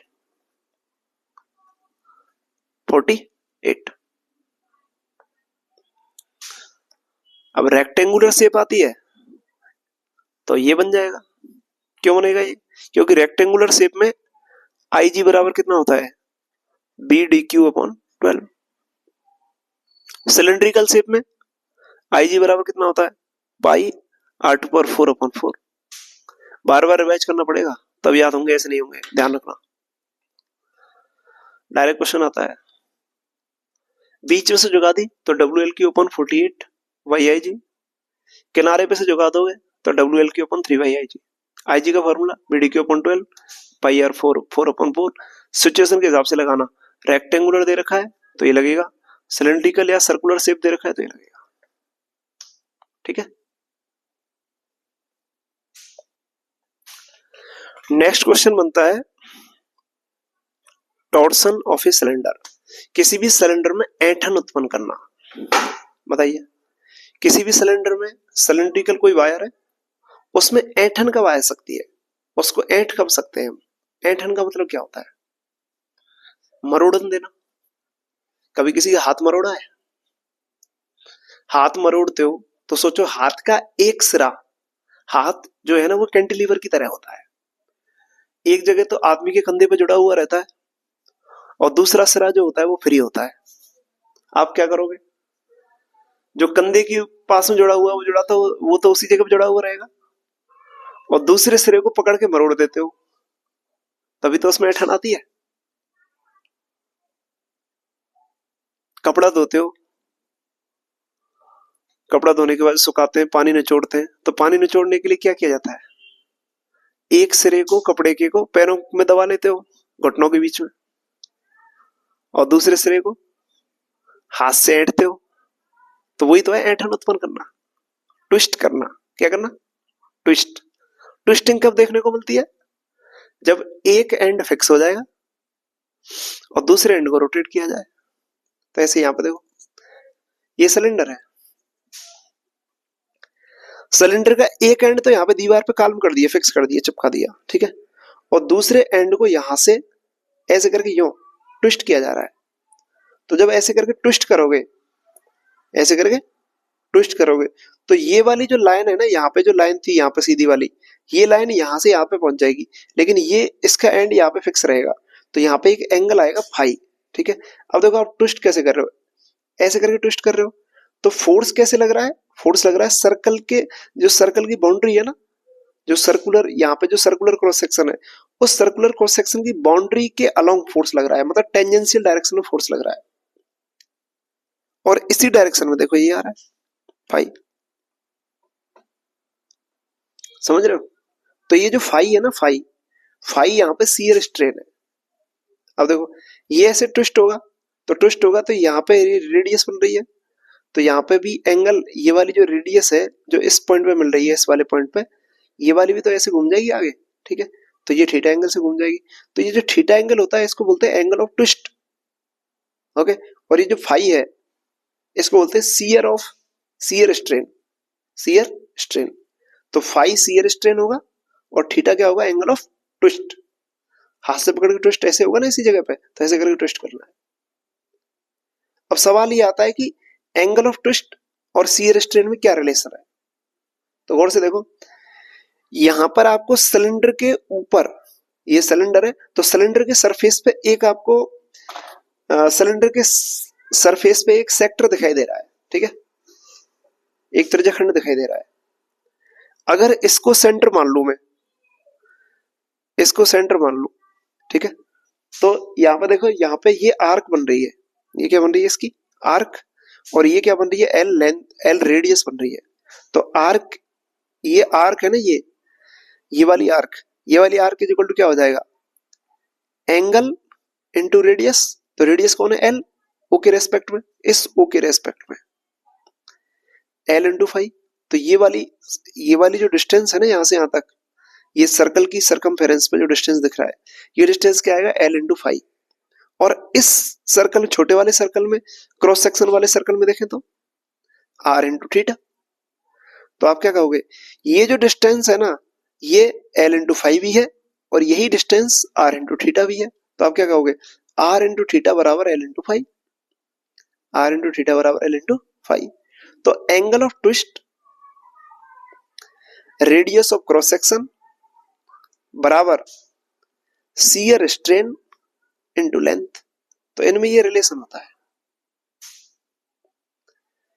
Angle of twist, radius of cross section, shear strain और लेंथ ऑफ सिलेंडर, इनमें ये रिलेशन है। देखो कितनी क्वांटिटी सेम हो गई, 4, तो 4 क्वांटिटी आ गई इस रिलेशन में। R into angle of twist is equal to L into shear strain. बताइए सही है? ओके, अब एक बात बताओ, जब आप इसको रोटेट कर रहे हो, यहाँ पे जब रोटेट कर रहे हो तो यहाँ पे क्या आएगा, टॉर्क आएगा।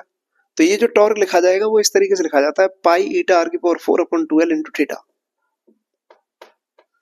जब ऐसे ट्विस्ट करोगे तो ट्विस्ट करने पे क्या आएगा, और टॉर्क आएगा। तो इस टॉर्क को बोलते हैं ट्विस्टिंग कपल। क्या बोलते हैं? Twisting couple. और ट्विस्टिंग कपल का फॉर्मूला क्या आता है, tau is equal to pi eta are की power 4 upon 2l into theta. R क्या है, रेडियस, क्रॉस सेक्शन की रेडियस। एल क्या है, length of the cylinder. Eta क्या है, शियर मॉडुलस ऑफ शियर, मतलब शियर मॉडुलस।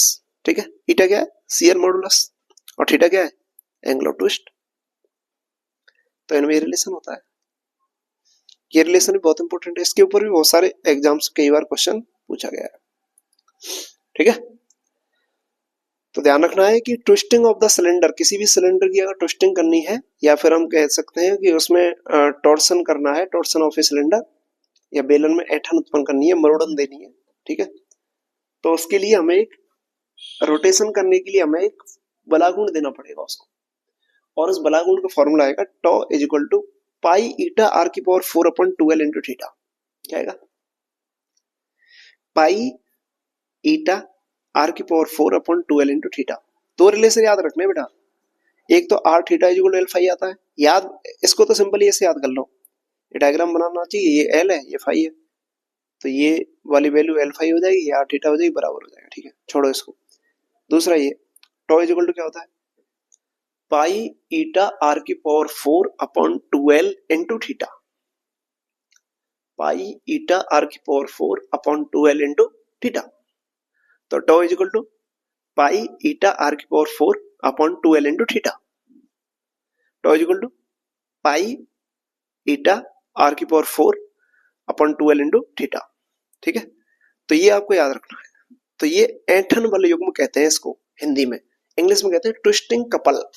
ठीक है, तो पेपर में क्वेश्चन पूछता है ट्विस्टिंग कपल का, यूपीपीजीटी का क्वेश्चन, आरपीएससी का भी पूछेगा, ट्विस्टिंग कपल निकालो, क्या लगा दोगे, पाई ईटा आर की power 4 theta upon 2l, pi eta are की पावर 4 थीटा अपॉन 2l, ये हो जाएगा।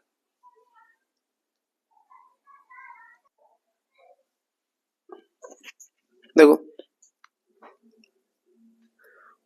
पाई ईटा आर की power 4 upon 2l into theta, torque लिखा था आपने। ठीक है, पाई ईटा आर की पावर 4 अपॉन 2l को पूरे को कांस्टेंट मान लो सी, पूरे क्या मान लोगे, कांस्टेंट सी। तो पूरे को कांस्टेंट सी मान लोगे तो टॉ इज इक्वल टू क्या हो जाएगा, सी इंटू थीटा। तो टॉ अपॉन थीटा करोगे तो क्या मिलेगा, सी। तो टॉ अपॉन थीटा करोगे तो क्या मिल जाएगा, सी, सी मिल जाएगा। इसी को बोलते हैं प्रति एकांक ऐंठन कोण बल युग्म। टॉ को क्या बोलते हैं बेटा, टॉ को बोलते हैं बल युग्म। टॉ को क्या बोलते हैं, बल युग्म। ये को टॉ को बल युग्म कहेंगे। अब बताइए, टॉ अपॉन थीटा कर लोगे, थीटा क्या है, ऐंठन कोण या twisting angle, is equal to क्या बन जाएगा, सी। तो इसको क्या बोलोगे, प्रति एकांक ऐंठन बल युग्म। ये क्या है, बल युग्म, और ये क्या हो गया, थीटा, डिवाइड कर दिया। तो नीचे वाले को क्या बोलोगे, प्रति एकांक। तो कैसे बोलोगे, प्रति एकांक बल युग्म बराबर क्या बनेगा, सी। तो ऐसे बोलना, प्रति एकांक ऐंठन, प्रति एकांक ऐंठन कोण के लिए बल युग्म, प्रति एकांक ऐंठन कोण के लिए बल युग्म, प्रति एकांक ऐंठन कोण के लिए बल युग्म। Twisting couple, torque twisting couple, पर unit twisting angle, twisting couple पर unit twisting angle, twisting couple पर unit twisting angle, is equal to क्या होता है, सी। तो अगर पेपर में क्वेश्चन पूछा जाए सी पर यूनिट ट्विस्टिंग एंगल के लिए ट्विस्टिंग कपल निकालो, या ऐसे बोलते हैं ट्विस्टिंग कपल पर यूनिट ट्विस्टिंग एंगल निकालो, तो C upon theta tau upon theta करना है, तो ये बचेगा। तो जो कांस्टेंट बचता है ना उसको बोलते हैं ट्विस्टिंग कपल पर unit twisting angle. Twisting couple पर यूनिट ट्विस्टिंग एंगल क्या बोलते हैं? ट्विस्टिंग कपल पर unit twisting angle. Twisting couple पर यूनिट ट्विस्टिंग एंगल। एकांक ऐंठन कोण के लिए ऐंठन बल युग्म। एकांक ऐंठन कोण के लिए ऐंठन बल युग्म कितना आता है? पाई ईटा आर की power 4 upon 12। Pi eta are की पावर 4 अपॉन 12 प्रति एकांक कोण के लिए आ जाएगा, और कोण थीटा के लिए निकालना है तो थीटा गुणा कर लो, ठीक है। तो पाई ईटा आर की पावर 4 अपॉन 12। देखो यूपी एलटी ग्रेड 2018 में पूछा है, यूपी पीजीटी 2011 में पूछा है, यूपी पीजीटी 2021 में पूछा है। कितनी बार पूछा है बताओ? पाई ईटा आर की पावर 4 अपॉन 12 सिंपल रिलेशन है। पाई ईटा आर की पावर 4 अपॉन 12। कुछ एग्जामों में तो सीधा सीधा पूछ लिया है, कुछ एग्जामों में थोड़ा क्वेश्चन को ट्विस्ट कर दिया है। अरे एंगल क्वेश्चन ही ट्विस्ट का है तो ट्विस्ट कर दिया। कैसे ट्विस्ट कर दिया? आर को फिक्स कर दिया, ईटा को फिक्स कर दिया, आर को फिक्स कर दिया, ईटा को फिक्स कर दिया, लेंथों का रेशियो पूछ लिया, ठीक है, लेंथों की फॉर्म में रेशियो पूछ लिया, C1 अपॉन C2 ऐसे करके, ठीक है, चलेगा? ओके। तो ये C क्या है बताओ फिर से, C क्या है? ट्विस्टिंग कपल पर यूनिट ट्विस्टिंग एंगल प्रति एकांक ऐंठन कोण का बल योग। ओके, ये रिलेशन याद कर लो, पाई ईटा आर की power 4 upon 12, pi eta are की पावर 4 अपॉन 12। बार बार प्रैक्टिस करोगे तो याद हो जाएगा, क्योंकि ये चैप्टर ऐसा है, इस चैप्टर में डायरेक्ट याद करे हुए अगर होंगे तो स्कोर अच्छा हो जाएगा, अगर डायरेक्ट याद करे हुए नहीं होंगे तो स्कोर नहीं हो पाएगा। इसलिए ये चैप्टर, कुछ चैप्टर ऐसे बनाओ जिनके फॉर्मूलों की लिस्ट बनाओ, थोड़ी सी अंडरस्टैंडिंग होनी चाहिए उसको कहते क्या है, क्योंकि इसमें सिंबल ही अजीब अजीब से, और फिर तुमको ये भी याद नहीं रहेगा इनको कहते क्या है, तो तुम फिर घूम जाओगे, कुछ भी लिख दोगे, ठीक है। ऐसे थोड़ा याद रखना, ठीक है। ओके, ये क्लियर हो गया। अब देखो इससे आगे आता है कि जैसे आपने ठोस बेलन जो आपने जो लिया ना, जो आपने सिलेंडर लिया था, सॉलिड सिलेंडर, ठीक है, उस सॉलिड सिलेंडर के फ्री एंड को आपने ऐसे ट्विस्ट कर दिया, और जब आपने उसको ऐसे ट्विस्ट किया तो ट्विस्ट करने पर क्या हुआ? ट्विस्ट करने पर उसमें रोटेशन आएगा। क्या आएगा? रोटेशन। तो रोटेशन आएगा तो मान लो आपने रोटेशन दिया थीटा एंगल का, तो थीटा एंगल रोटेशन में कितना वर्क हुआ भाई? जब आप ऐसे रोटेट कर रहे हो कोई चीज को, तो रोटेट ट्विस्ट कर रहे हो, तो ट्विस्ट करने पे तो कार्य करना पड़ रहा है ना। किसी के हाथ को भी ऐंठोगे तो बताइए, हाथ ऐंठने पे कार्य करना पड़ रहा है। कपड़े को ऐंठोगे तो कपड़े को ऐंठने में भी कार्य करना पड़ रहा है। किसी वायर को ऐंठोगे तो उसमें भी कार्य करना पड़ रहा है, ठीक है। तो वो कार्य कितना आएगा? तो कार्य बराबर क्या होता है? पढ़ रखा है आपने, रोटेशन वाला चैप्टर पढ़ रखा होगा। कार्य बराबर क्या होता है? कार्य बराबर पढ़ रखा है सर हमने, बल गुणा विस्थापन होता है, ठीक है। तो यहाँ पे क्या हो जाएगा? बलागुण गुणा में कोणीय विस्थापन। कार्य बराबर क्या हो जाएगा? बलागुण गुणा कोणीय विस्थापन। तो बलागुण कितना है? टाउ। ट्विस्टिंग कपल कहते हैं उसको, बलागुण को, ठीक है। और विस्थापन कितना है? कोणीय विस्थापन डी थीटा। तो टाउ डी थीटा हो गया। कहां से कहां तक कर रहे हैं? 0 से लेकर थीटा तक कर दो। टाउ का फॉर्मूला क्या है? C theta. रख दो 0 से लेकर थीटा तक, तो कितना हो जाएगा? Half C theta square. C बार आ जाएगा, थीटा का इंटीग्रेशन क्या हो जाएगा? थीटा स्क्वायर बाई 2, तो हाफ सी थीटा स्क्वायर। तो ये वर्क आ गया, ठीक है। ये भी पूछा है, देखो ये भी एनबीएस टीजीटी के एग्जाम में पूछा है 2019 में, और यूपी पीजीटी में पूछा है 2004 में। सी का वैल्यू यही होता है। ये सिरदर्दी बन गया आपके लिए, पाई ईटा आर की पावर 4 अपॉन 12, ये याद रखना है। ये तो छोटा सा, ये तो आ गया direct, tau equals D theta. देखो ये फॉर्मूला बिल्कुल वैसा ही है जैसा कि वो एसएचएम में पढ़ा है। एसएचएम में क्या पढ़ा है? F is equal to minus K X होता है, W is equal to integration F D X करते हो तो डब्ल्यू इज इक्वल टू कितना आता है, हाफ के एक्स स्क्वायर। आता नहीं आता, ऐसे ही इसको याद कर लो, W is equal to half C theta square. W is equal to क्या हो जाएगा, हाफ सी थीटा स्क्वायर। वहां पे क्या आता है, हाफ के एक्स स्क्वायर, यहाँ पे क्या आएगा, हाफ सी थीटा स्क्वायर। लेकिन यहाँ सी का वैल्यू ये होता है पाई ईटा आर की पावर 4/12, जिसको कहते हैं यूनिट एंगल के लिए ट्विस्टिंग का बल, यूनिट एंगल के लिए बलयोग, यूनिट एंगल के लिए बलागुण, एकांक ऐंठन कोण के लिए बलागुण, एकांक ऐंठन कोण के लिए बलयुग्म, बलयुग्म कहो या बलागुण कहो। ओके, क्लियर है। देखो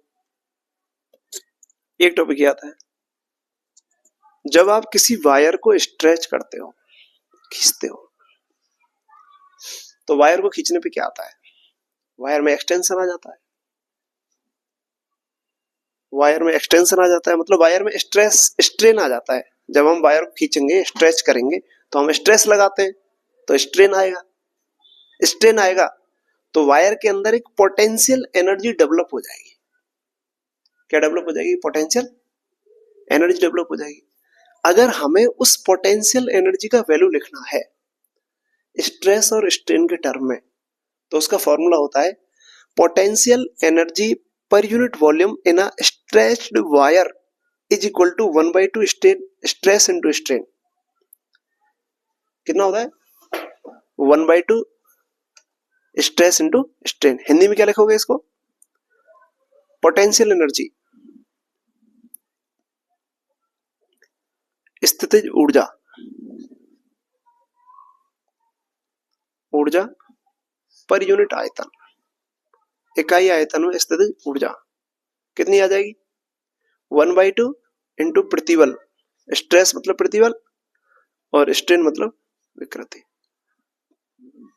ये इकाई आयतन की है, ध्यान रखना, इकाई आयतन की। अगर आपसे पूछे पूरे आयतन की निकालो तो आयतन का गुणा कर देना इसमें, ठीक है। तो पर यूनिट वॉल्यूम की एनर्जी इतनी आ जाएगी। अगर वॉल्यूम को इधर भेज दोगे तो लिखा जाएगा U is equal to total energy, total potential energy लिखी जाएगी 1/2 stress into strain into volume. और पर यूनिट वॉल्यूम में पूछा है तो क्या पूछेगा, क्या लिखना है, 1/2 स्ट्रेस इंटू स्ट्रेन, याद है। इसको दूसरे तरीके से भी लिख सकते हैं। यंग मॉडुलस का फॉर्मूला क्या पड़ा है, y is equal to stress upon strain, तो स्ट्रेस इज इक्वल टू क्या हो जाएगा, y इंटू स्ट्रेन। स्ट्रेस की जगह y इंटू स्ट्रेन जैसे ही रखोगे तो स्ट्रेन का होल स्क्वायर हो जाएगा और y आ जाएगा। तो potential energy per unit volume stored in a stretched wire is equal to क्या लिखा जाएगा, 1/2 y इंटू स्ट्रेन का स्क्वायर। ये यूपीपीजीटी 2003 में पूछा था, ऑप्शन में दे रखा था सीधा सीधा यही। बताओ कितना सिंपल क्वेश्चन।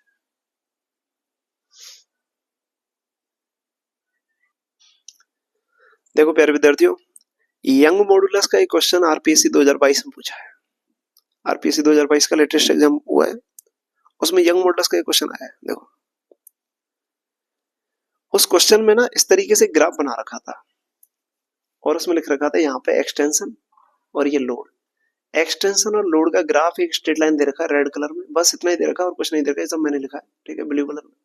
रेड कलर में दे रखा था लोड, ये लोड हो गया, लोड मतलब वेट, और ये एक्सटेंशन, एक्सटेंशन मतलब कितना वृद्धि हुआ लेंथ में, कितना एक्सटेंशन आया वो।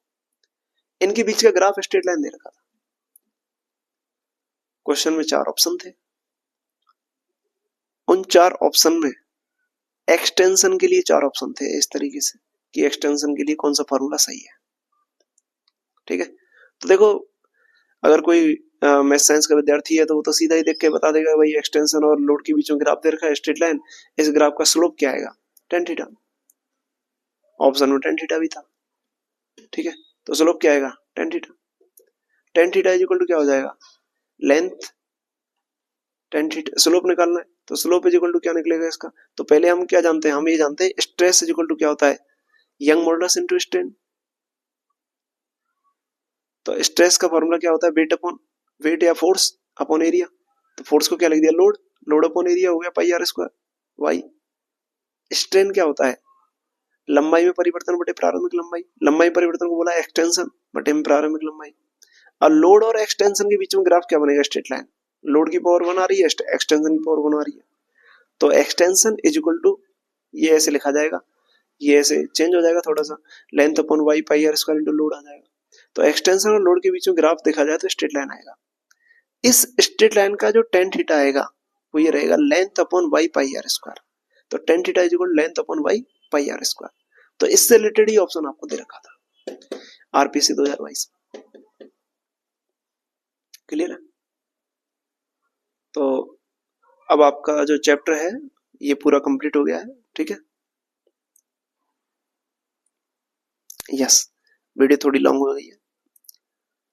इलास्टिसिटी, जितना भी पीजीटी एग्जाम से पूछा जाता है, जितने फॉर्मूले, कॉन्सेप्ट, रिलेशंस, न्यूमेरिकल्स, सब मैंने डिस्कस कर दिया है, सब। ये मोर देन सफिशिएंट वीडियो है कॉन्सेप्ट सीखने के लिए। इससे रिलेटेड कुछ क्वेश्चंस मैं डिस्कस करूंगा, जैसे कि आप इन फॉर्मूलों को और ढंग से अप्लाई कर पाओगे। ठीक है, फॉर्मूले आपको थोड़े थोड़े याद करना है। Okay, energy per unit volume का फॉर्मूला 1/2 स्ट्रेस इनटू स्ट्रेन, ऐसे याद करना है। ठीक है, ट्विस्टिंग कपल पर यूनिट ट्विस्टिंग एंगल का फॉर्मूला पाई ईटा आर की पावर 4/12, वो याद करना है।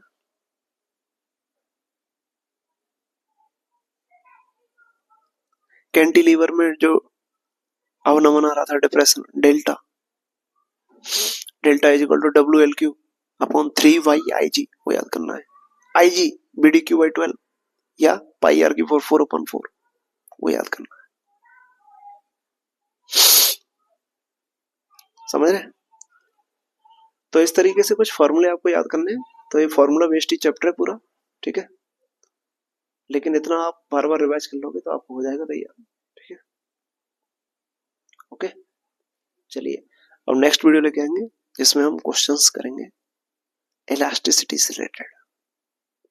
यूपीपीजीटी का भी सॉल्यूशन में चला रहा हूँ, अभी टाइम थोड़ा कम मिल रहा है, इसलिए यूपीपीजीटी का जो सॉल्यूशन है वो भी हम पूरा कवर करेंगे। अभी उसमें केवल 50 क्वेश्चन तक ही लगभग हो पाया है 2021 वाला, तो अभी सॉल्यूशन भी स्टार्ट कर देंगे सारे करना। ठीक है, चलिए, ऑल द बेस्ट।